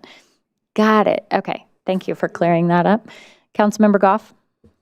Thank you, Mayor. So I think I understand this, but it's always good to make sure it's real clear so everyone listening is on the same page. So we had discussed using these funds in response to the government shutdown and lack of funds for SNAP and this need that, immediate need that we were having. And what it looks like now is if whatever amount we decide to use from this funding, it's not going to come to us until October of 2026. That's the earliest that we would be able to allocate funding resources to food banks. So it's not, whatever we do, it's not going to address any kind of concerns or needs we have right now in terms of the food banks. And the reason for that is because Adams County has already allocated their 2025 fiscal year funding. And one of the things that's not in the memo that's a big mechanical step for them is they have to go back and amend their plan to enable them to use the unused funds from 2023 and then combine them with these funds for that purpose. So there's another step involved, and that takes time within their process. Okay, so I just was trying to clarify that it's not going to solve an urgent current need. Okay, and then then kind of along the same lines, if we decide to use some of this money for the Odell Berry Park, we could break ground, I don't know, like in March or something, and start, and then in October, whatever of these funds we got, we would then apply to finish up or whatever. Certainly. I think if council were to decide to move forward with funding, using CDBG funds for the Odell Berry project, we would move forward with bringing back a resolution to council that would then go to the county commissioners. They would then approve the amendment and then enable that funding to become available. What that would do for but the parks team is then be able to go out and issue the RFP because the last dollars in would be effectively secured, and we would be able to get that out on the street Q1 of next year and hopefully be breaking ground sometime next year. Great, okay, that's what I wanted to clarify, thank you. If I may just clarify, there is one caveat. We need the dirt that is currently being stored on the Odell Berry property to be moved to the old Rec Center, Senior Center, and Theater site. So it is dependent upon the piece that you authorized just earlier. As we do that remediation, that soil will move. That's likely going to be a little later in the year, but we'll be able to initiate that bid process, start that contracting process, so that we're ready to go as soon as that dirt is moved. Okay, all right, I just wanted to clarify, the food banks situation is not going to be solved immediately, no matter what. That's correct. The park, if we make the commitment, the park can move forward immediately or whenever it's feasible. Correct. All right, thank you. Mayor Pro Tem? Thank you, Madam Mayor. Thank you for being here, maybe for the last time, Director I Svoboda. have 2 more scheduled meetings. Yeah, to 2 more attend, scheduled so- meetings? Okay, so we got you for a while. Great, we can still pick your brain. So around, if we were to choose, let's just say option B, which is funding both, and $189,000 to the food banks, which wouldn't be available, I'm trying to put it all together, until October. Of next year. They have to go through Adams County, so Adams County staff would accept applications, and it looks like they do a risk assessment as well. Yeah. And they would determine who gets how much, a piece of that pie, What we for would then example? have to do is determine how many food banks would theoretically apply, and then determine how much money to make available to them so that we can make it sure it was equitable. The So- city would determine that? Yeah, we would have to, we would be working with them to kind of figure out how we slice that at that point. Those would be logistics that we would work on once we get direction on how to move forward. Thank you. That was my question. I wasn't sure. I knew the process had to go through them, but would they determine how much and who would get it? Okay. We'd be able to work with them on that. And I think the one good thing about this process is that the Adams County staff would be handling all of the administration of this. We would not be looking to city staff to help administer the CDBG food bank program, so. Okay, great. Well, hearing that, I support B at this point. Thank you. Thank you. Couple of things, just kind of revisiting our previous meeting. Right, we ended up with this pot of money because the current use of it wasn't being used. And when I think about a couple of the questions that have been raised tonight, they're really good ones, but I think about, okay, it may be a application process that's tedious, but we have support. And a lot of loan processes are tedious. A lot of grant applications are tedious. And so I think it's okay to me that it may take a little bit of, I don't know, hard work to get it. And as far as the delay, I think it's a better use of money, in my opinion, than just putting it back in savings and trying to find another. The fact that Adams County has confirmed, yes, this will work, is surprising to me because I wasn't quite sure based on that last memo of all the different things. I was like, what? So when I saw that they're like, yeah, that'll work, that to me was a celebration, and one that I wasn't expecting, to be honest. And I don't necessarily think funds later is going to be a terrible thing because I think we're still going to have residents in need a year from now. So I do support funding the park, so B is my favorite as well. Councilmember Burns? Thank you, Madam Mayor. Thank you so much for bringing this discussion back after our last talk. I'm also in favor of B. I do believe, while everything sort of peaked in regards of needs of our community, this is not a one-time problem. Food banks have been seeing a rise in need for the past year, and I will think that will continue to rise. So I think, I think option B is a real Hannah Montana situation and best of both worlds, where we're really giving back to the community in multiple ways and multiple levels, right? We're getting another park and we're helping community in need. And so I think this is the best way to spend money. responsibly so we don't lose our grants while doing good work. Thank you for looking into this. I really, really appreciate it. Absolutely. Councilmember Nowicki? Yeah, for the record, I choose option B as well. Anyone else want to weigh in? Councilmember Roper, how you doing out there in cyberspace? After hearing everyone's opinion and the facts that are on the table, I would also go with B. I feel like, as Councilmember Burns said, it is the best of both worlds and it would meet both needs, and so I would go with B as well. Thank you. Councilmember Walker? I'm with option B too. Councilmember Goff? Thank you. The only reason I was kind of pressing this is I was curious if we could have just like dumped all the money into food banks right now. I probably would have done that. Yeah. But since there's this delay of time, I'm for B as well. Thank you.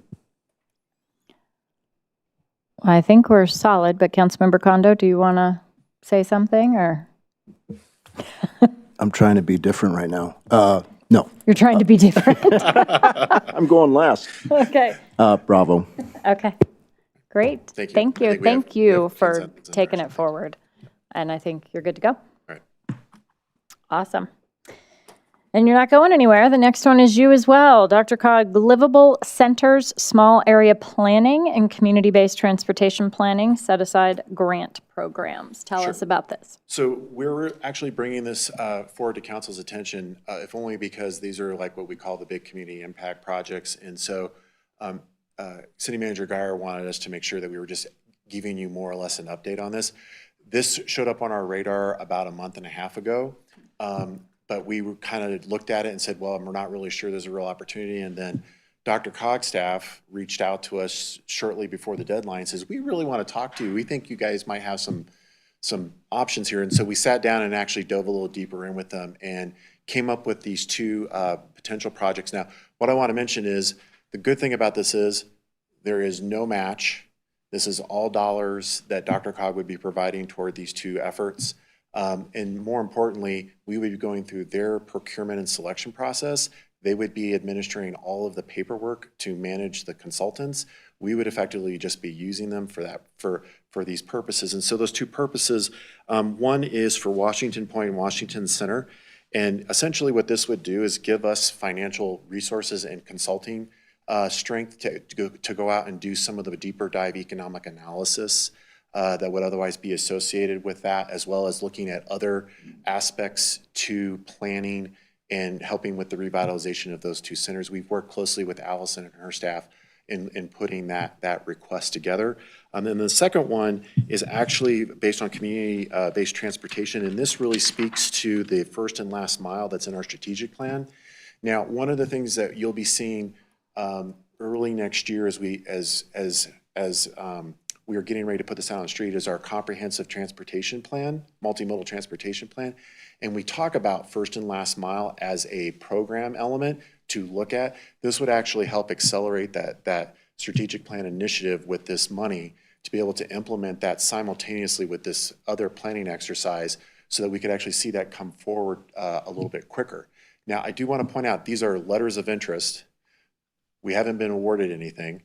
We don't know if we're going to be awarded yet, but what we wanted to do is just to make council aware that these two efforts were underway, and we are hopeful, based on the encouragement to actually go and apply in the first place, that we probably have a pretty good opportunity here to realize this. And effectively, if this moves forward, we come forward with a formalization of these two grants as they would proceed. Any questions? Councilmember Burns? Thank you, Madam Mayor. No questions. I just want to say like how stoked I am for this. Like first and last mile, just really highest of highs. Yep. So excited about looking into this because I do think they're right. I think we are like a prime candidate because we like surround that end stop with nothingness around it. And with the closing of Safeway too, I think the timing is serendipitous, if anything, silver linings, right? So I think I'm so excited for this, and I'm sending out all of the positive and good vibes for this. Thank you. I would also mention that Thornton is applying for the same grant to update the 112th station area master plan. And so we actually may have the opportunity to sort of double up on the actual benefit here. Once again, it's like the Dr. Cox staff, I guess they didn't get a lot of interest in it. And then when we sat down and talked with them, we're like, let's see if we can make these things happen.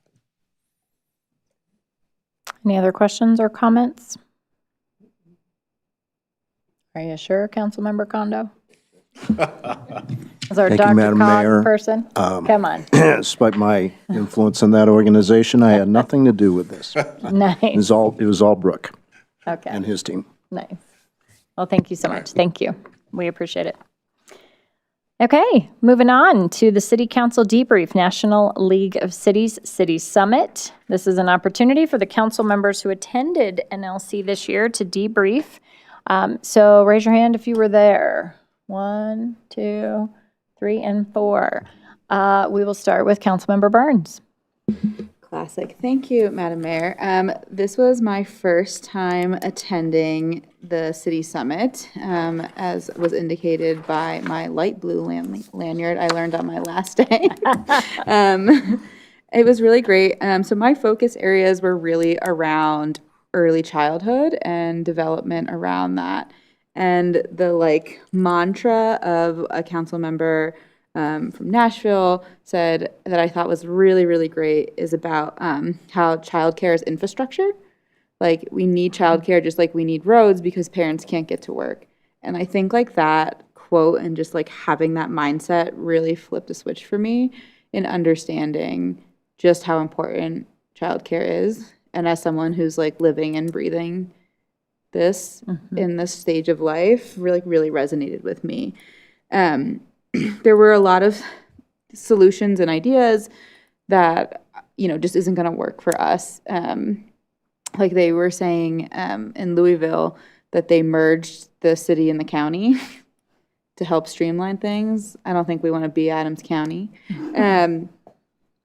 But I really enjoyed just some of the thoughtfulness and moving that forward, which I thought was really great. I'm sure some of my other members will have more to talk about AI, and I won't talk about it because I had my own thoughts about it. I was also lucky enough to be asked to join the Young Municipal Leaders, and I will be helping shape that program, reflecting some of the work here I'm doing in Colorado around youth activation and young leaders.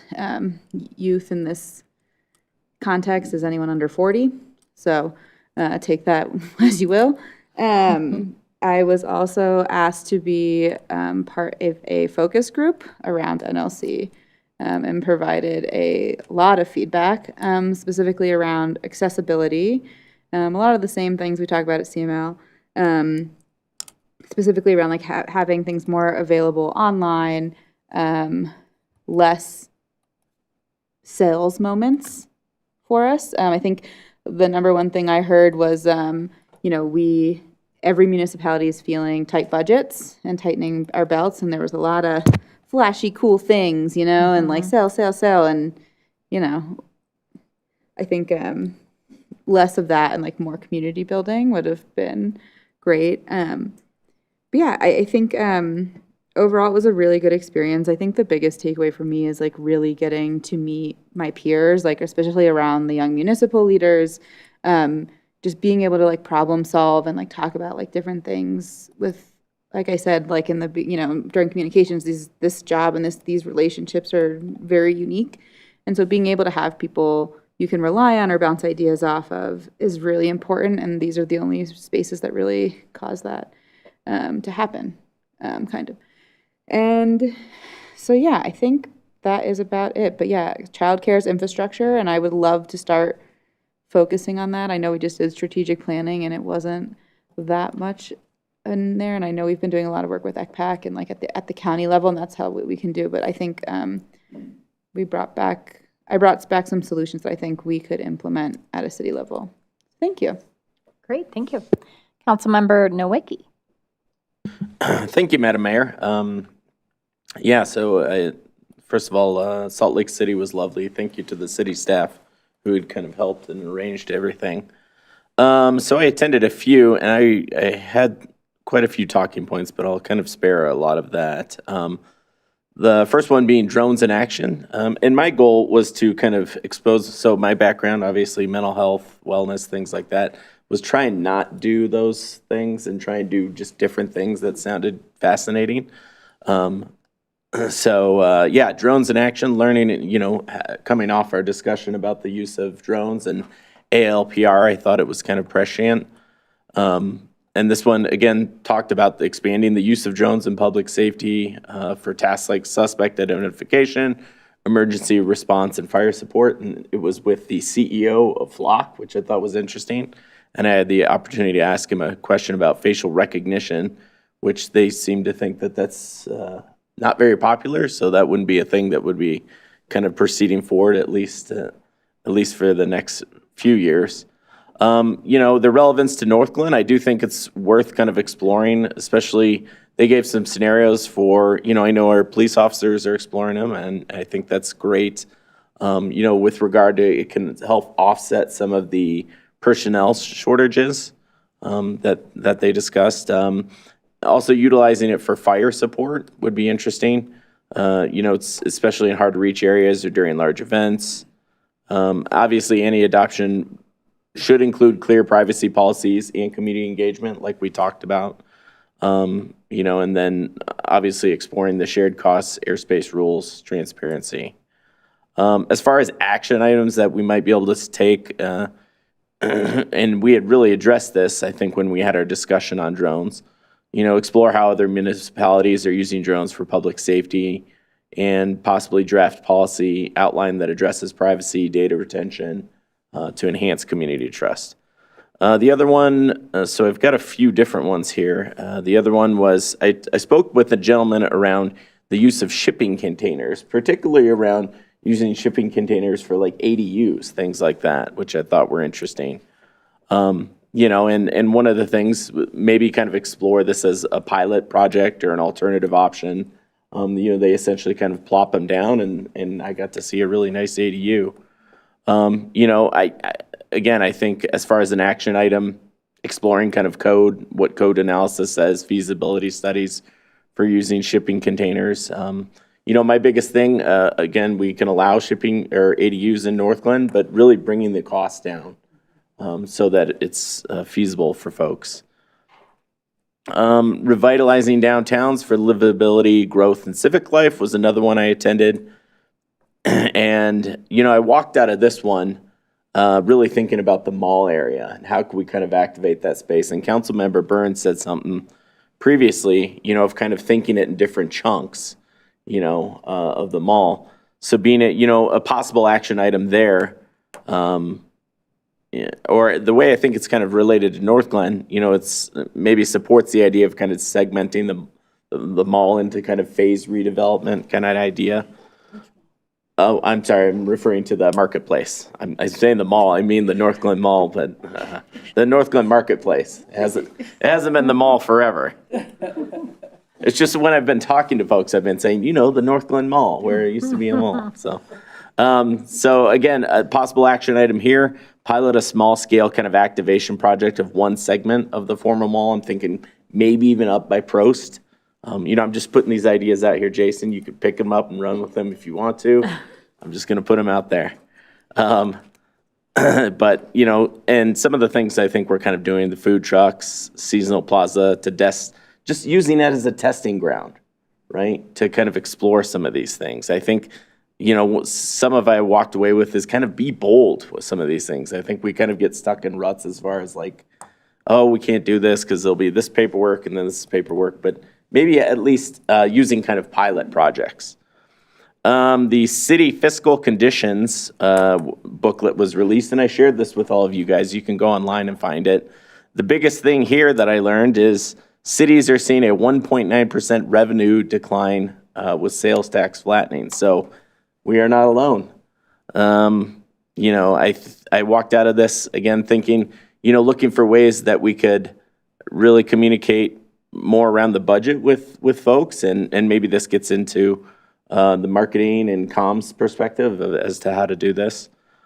Two more are how spaces and places shape well-being, which looked at activating kind of different park places that I thought was unique, and they had an individual from the park designer up in Boulder share. Again, using this idea of kind of pilot projects in parks, thinking how we can, they said to get away from kind of the prison play yard that I think a lot of our schools, but a lot of the parks are kind of designed around this kind of cookie cutter idea, and they were able to bring costs down. I think it was an eighth of a cost just using kind of locally sourced materials, things like that. So exploring pilot projects with ways to activate parts of a park. They talked about getting youth involved and actually having youth leaders, which I thought was really neat. And it made me think of the skate area and things like that, kind of getting the youth involved in that way.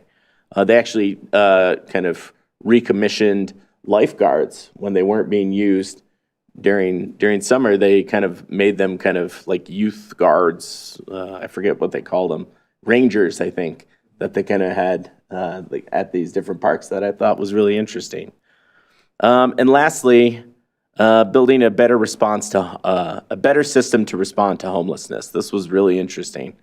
They said that according to this, the homeless population has increased 32% nationally since 2022. So I think all cities are kind of struggling with this. I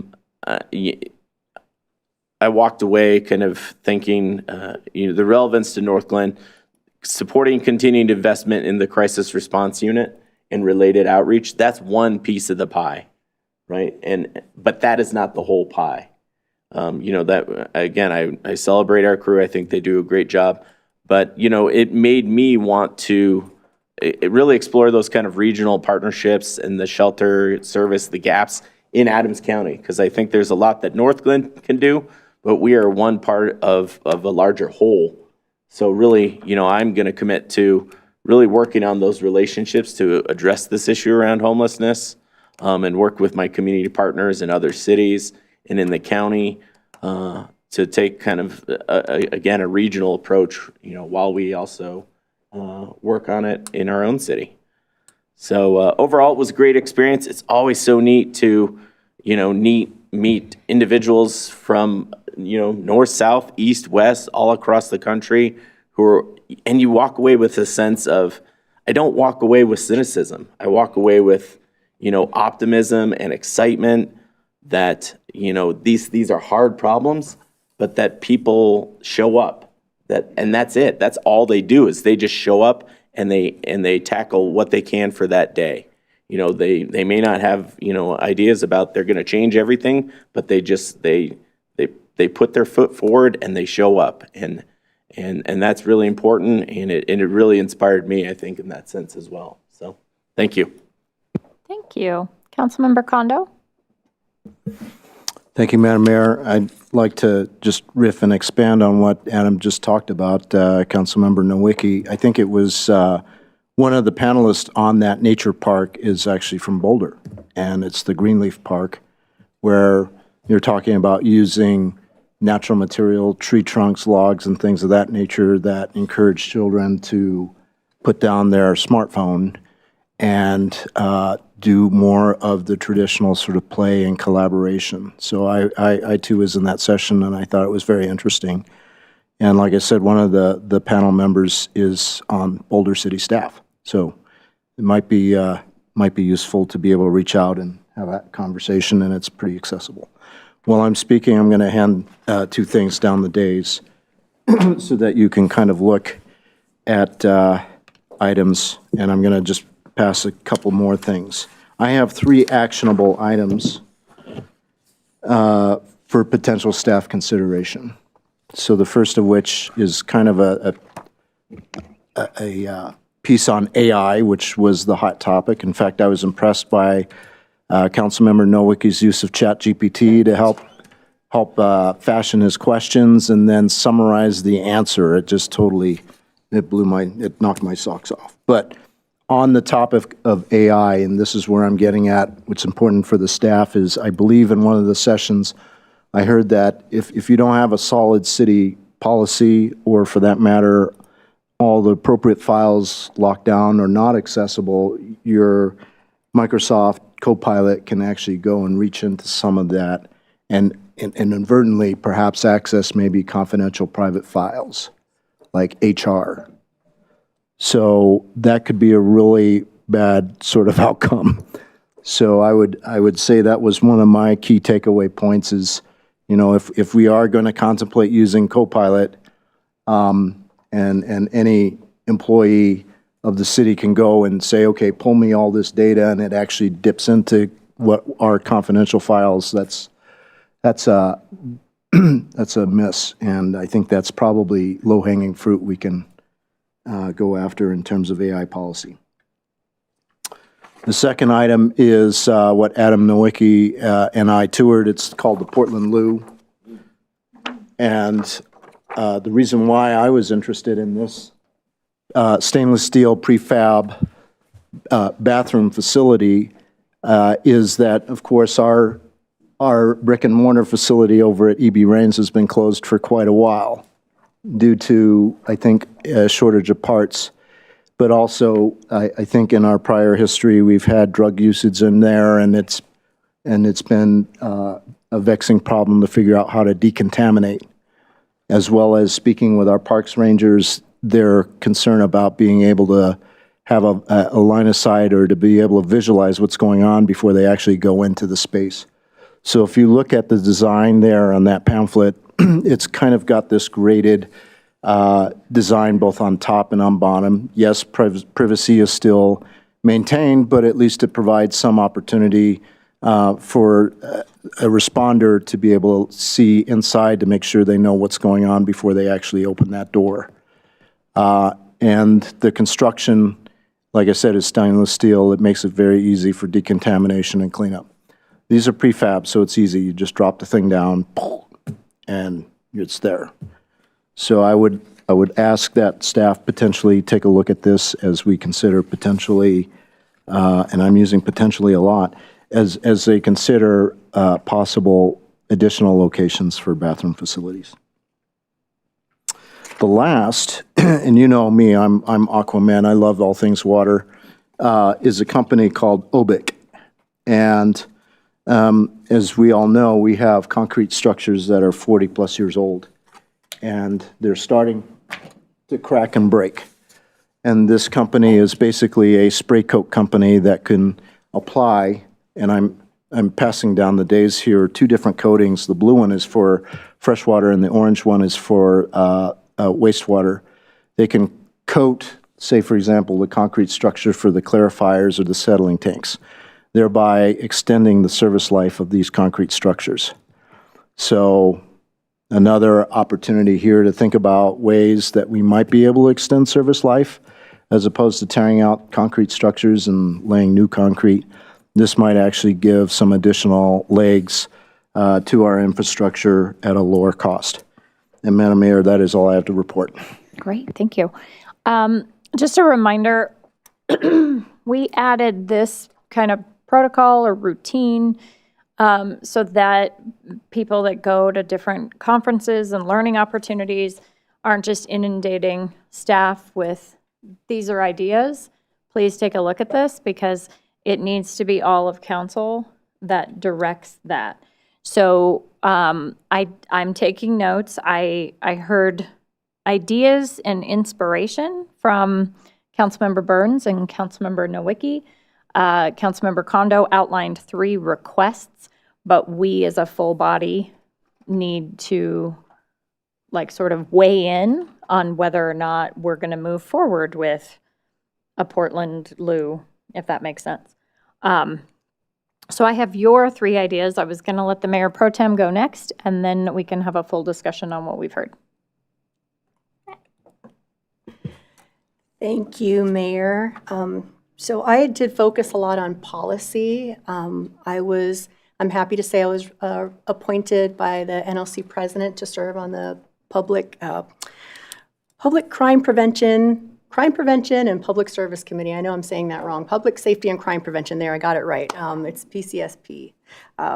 So I'm very happy to say that I spent a lot of time focusing on policy. So what the PSCP committee, that's the correct abbreviation, does is they focus on advancing public safety and emergency management priorities on a national level, including disaster preparedness, resilience funding, mental health support for first responders, and the ethical use of AI in law enforcement, which is super important.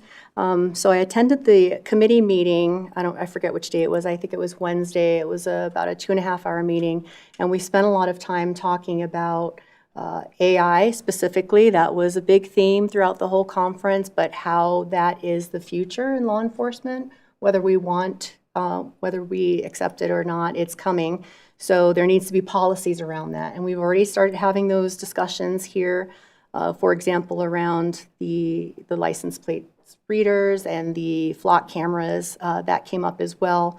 There's new policies in place for that, but we did put forth resolutions for the annual business meeting that were approved to keep an eye on those policies and to make sure that we continue to stay on top of that.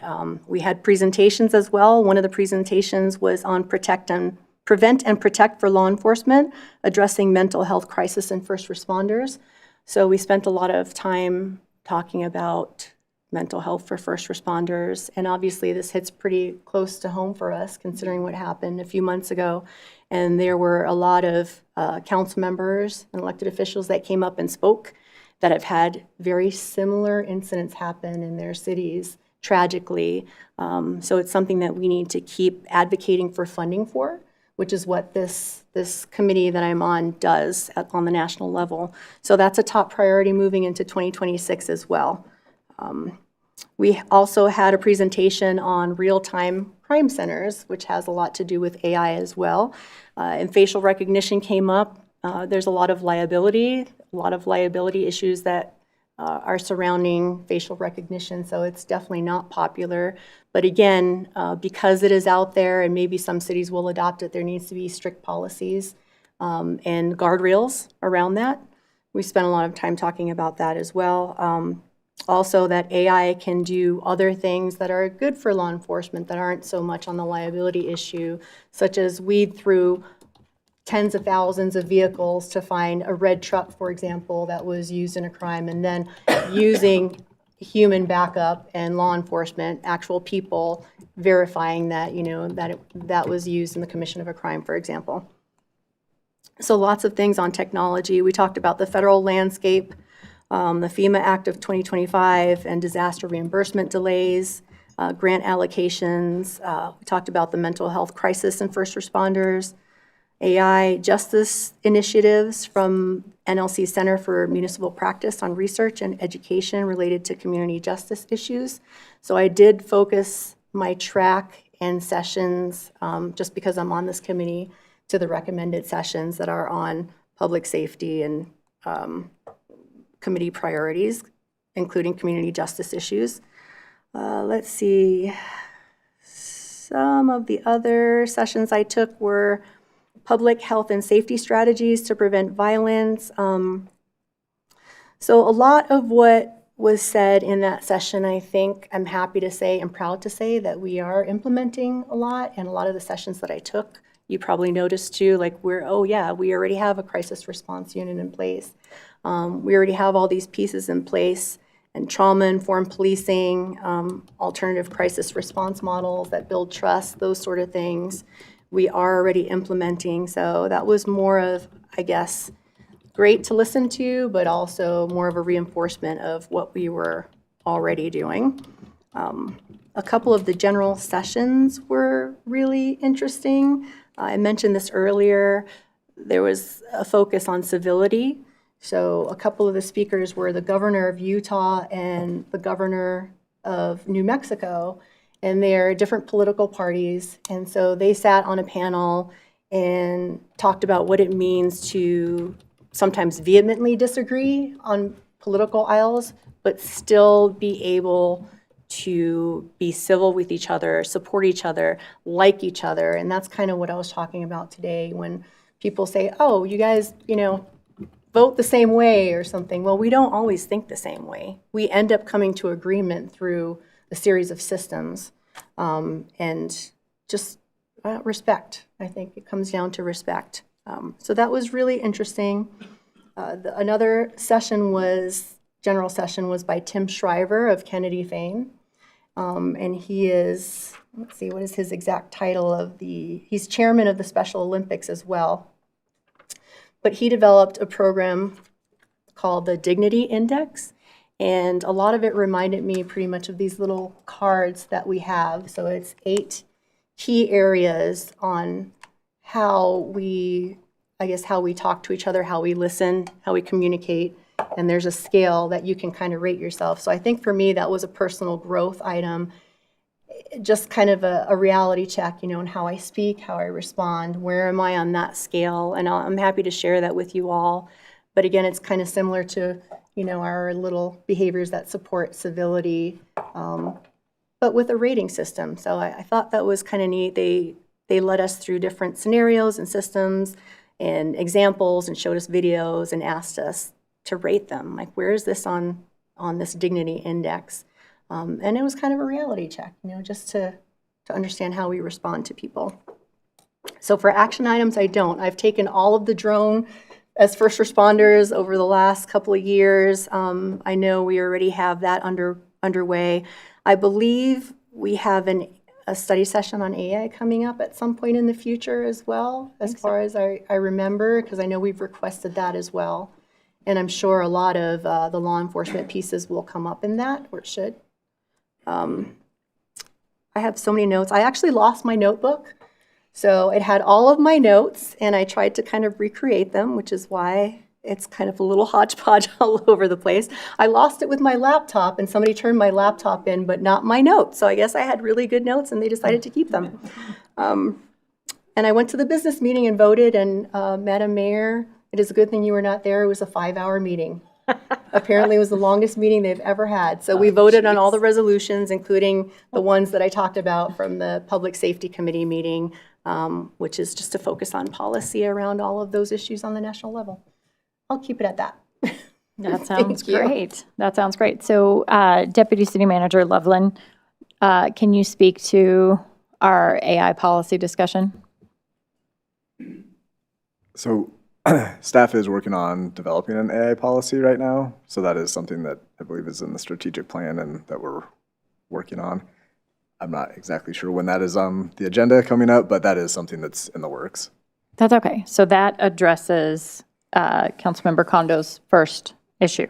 Yeah. The Portland Loo, is anyone interested in discussing a new design for our restrooms? Councilmember Condo? Just information on it. I took a tour. It was cool. I don't know. I guess I don't want to put, you know, unnecessary strain on staff. I don't know how many bathrooms we would have in the future. The EB Rains is already being redone, so I don't think we could change that. And I don't know there's any, except for maybe B.O. Delberry Park, but that's, I don't know. I guess I would want to have a sense of how much time it's going to take staff to prepare something like this. Well, and what is the exact ask, Councilmember Condo? Thank you, Madam Mayor. My ask is that the staff just look at it and just understand what that option presents. Okay. Perhaps maybe the design, as Dr. Goff had suggested, is already fixed for EB Rains. But again, the reason why I'm bringing this forward, my other two items is, you know, we are looking at a very tight budget going forward in the future.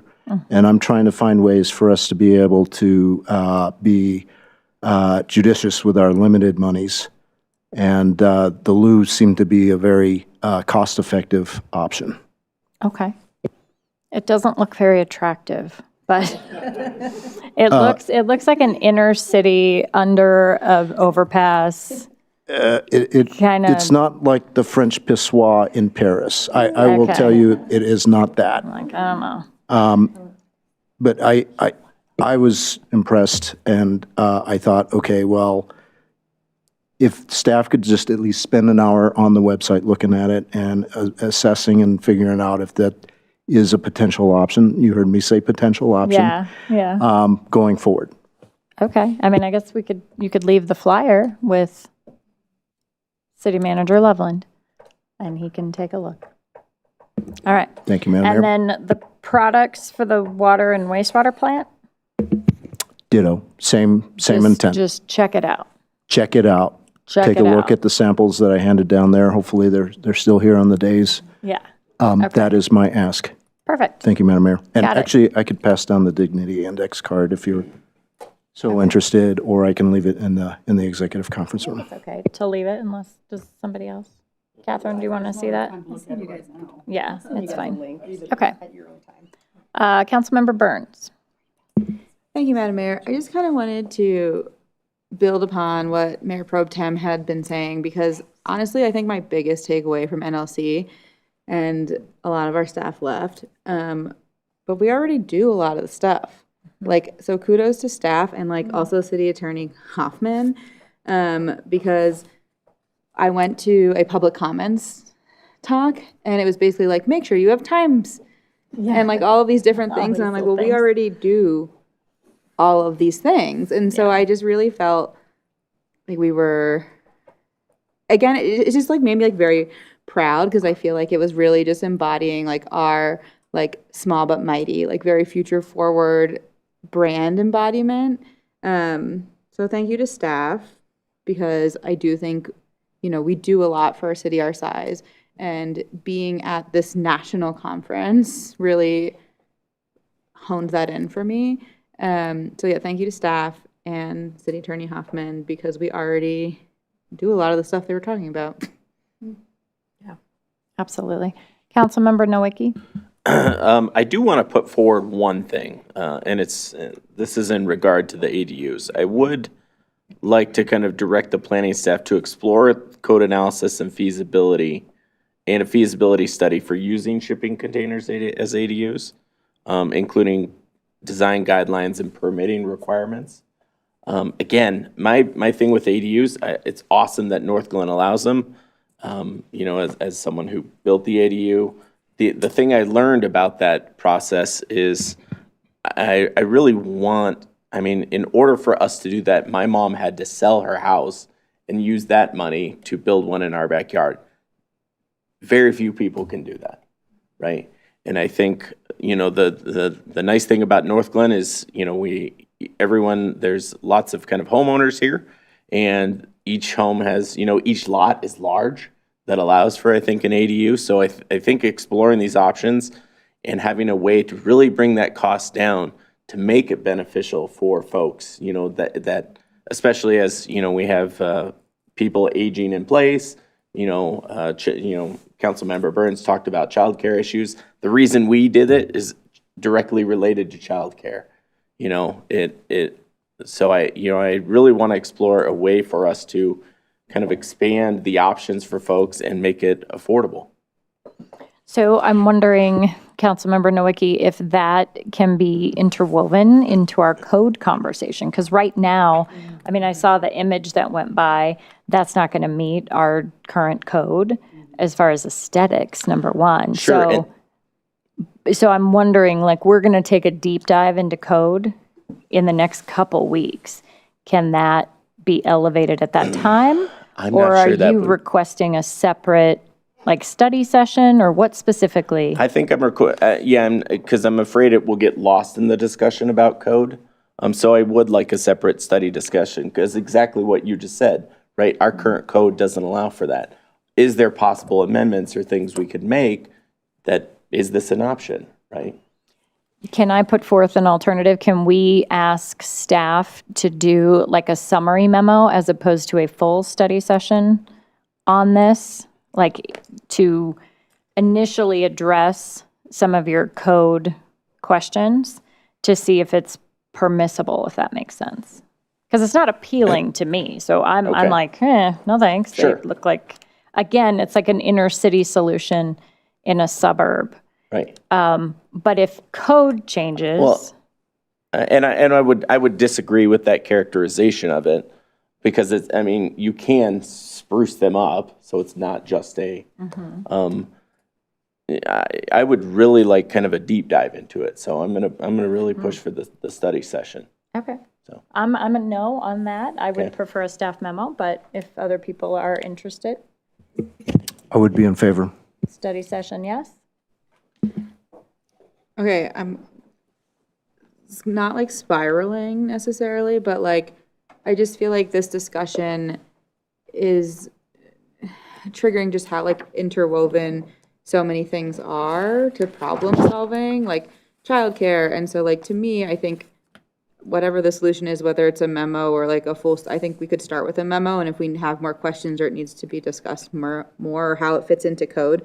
I think I'm also waiting for more guidance on how we are discussing code moving forward in the next couple weeks, because that's not clear to us. And so maybe it would fit in there.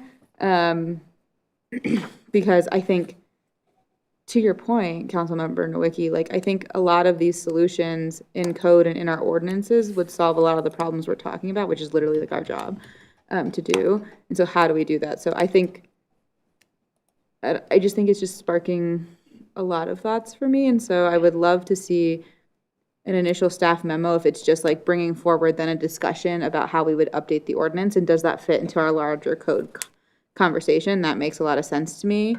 Because if we're going to change code for other things, like, let's, work smarter, not harder, folks. And so I'm fine with that.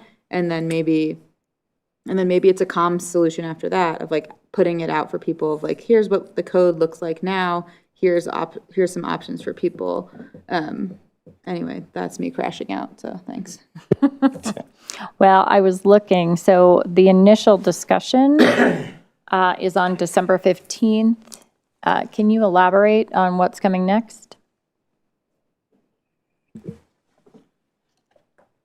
So my understanding is on December 15th, it will be a very high level, just kind of a binder is being prepared and kind of walk through at a very high level kind of reading material to prepare for future conversations. That's the last thing I heard was kind of the plan. But I don't know that I have the latest information on that conversation. Okay. I mean, I went to tentative future agendas, so I agree, that's my understanding as well, is that we're going to get basically homework for December 15th, a lot of homework that we need to do. We need to read and absorb and consume the code pretty deeply in order to have a decent conversation. It's teeing up January 26th, but there's also been some conversation about how it may need to actually be either a retreat or a study session all by itself or multiple engagements. Like, it's not going to be a do some homework, make some decisions in January. I think it's going to your point, open up a little bit of a box of things that are all interwoven and connected that we're probably not anticipating. So if you were just addressing Adam's request, do you want a separate study session on ADUs and shipping containers? I mean, I feel like I don't know enough of what our code would need, like what would it need to change and entail for us to do that. So I don't know if it requires just like a memo, like it's aesthetics, or like we have a lot to change and update and do to allow that. Like, I don't know the breadth of work on staff to do like an entire study session.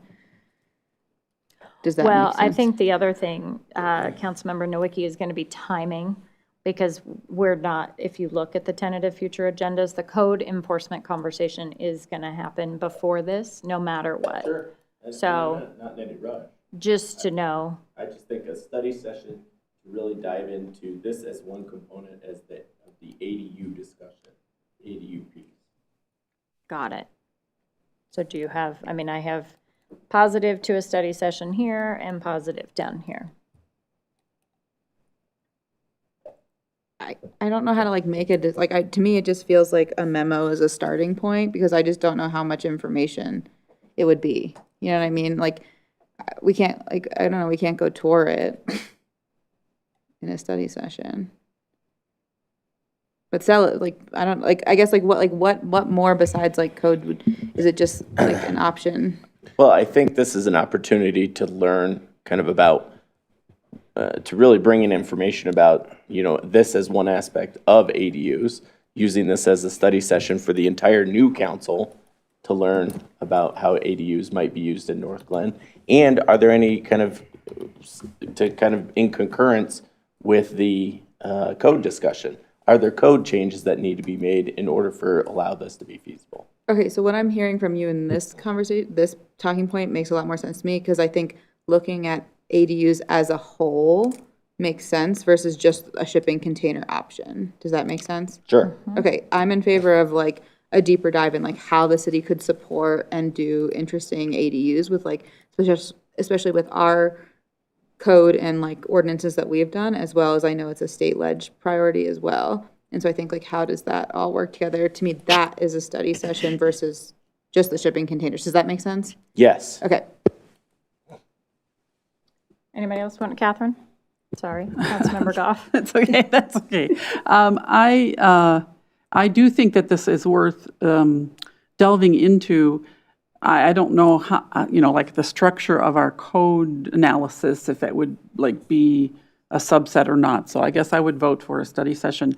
And I know there are communities in Colorado that have changed their code to allow for shipping container homes.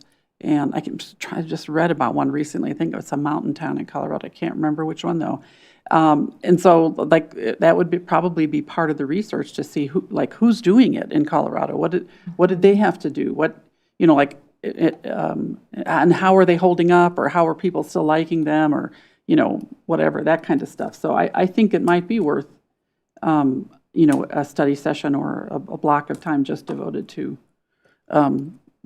alternative ADUs or something. Mm-hmm. Want to weigh in again? Yes, Madam Mayor. Speaking with the vendor there at the show, they're actually in process of installing these in Longmont. So there is an opportunity, perhaps, to do a field trip at some point. But it is being done here in Colorado. Yeah, there's quite a bit of alternative housing in Colorado. I think we have to start with code is the thing. So, so we just need to talk about it. What are your thoughts? I agree. I'd like to have the conversation, or at least start the conversation about code first.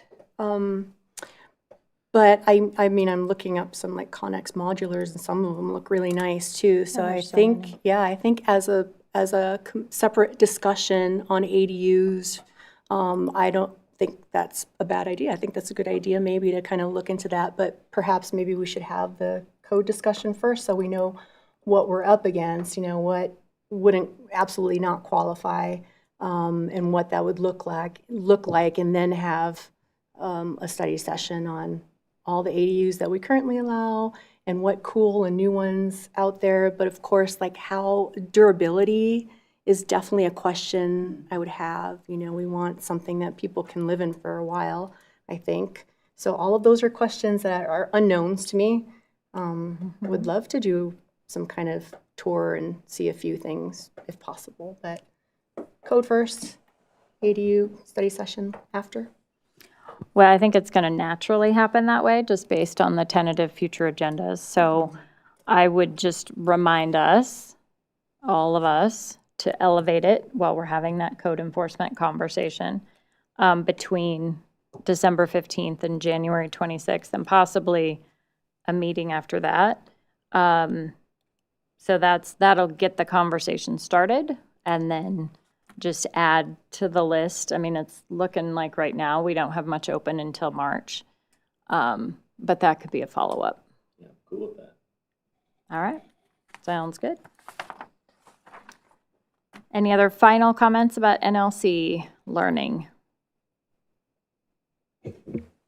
Yes. Madam Mayor, now that I've been to the one in DC as well as the city summits, I just found personally the city summits to be a much more rewarding experience. I know that we changed our training and travel policy to limit to only one.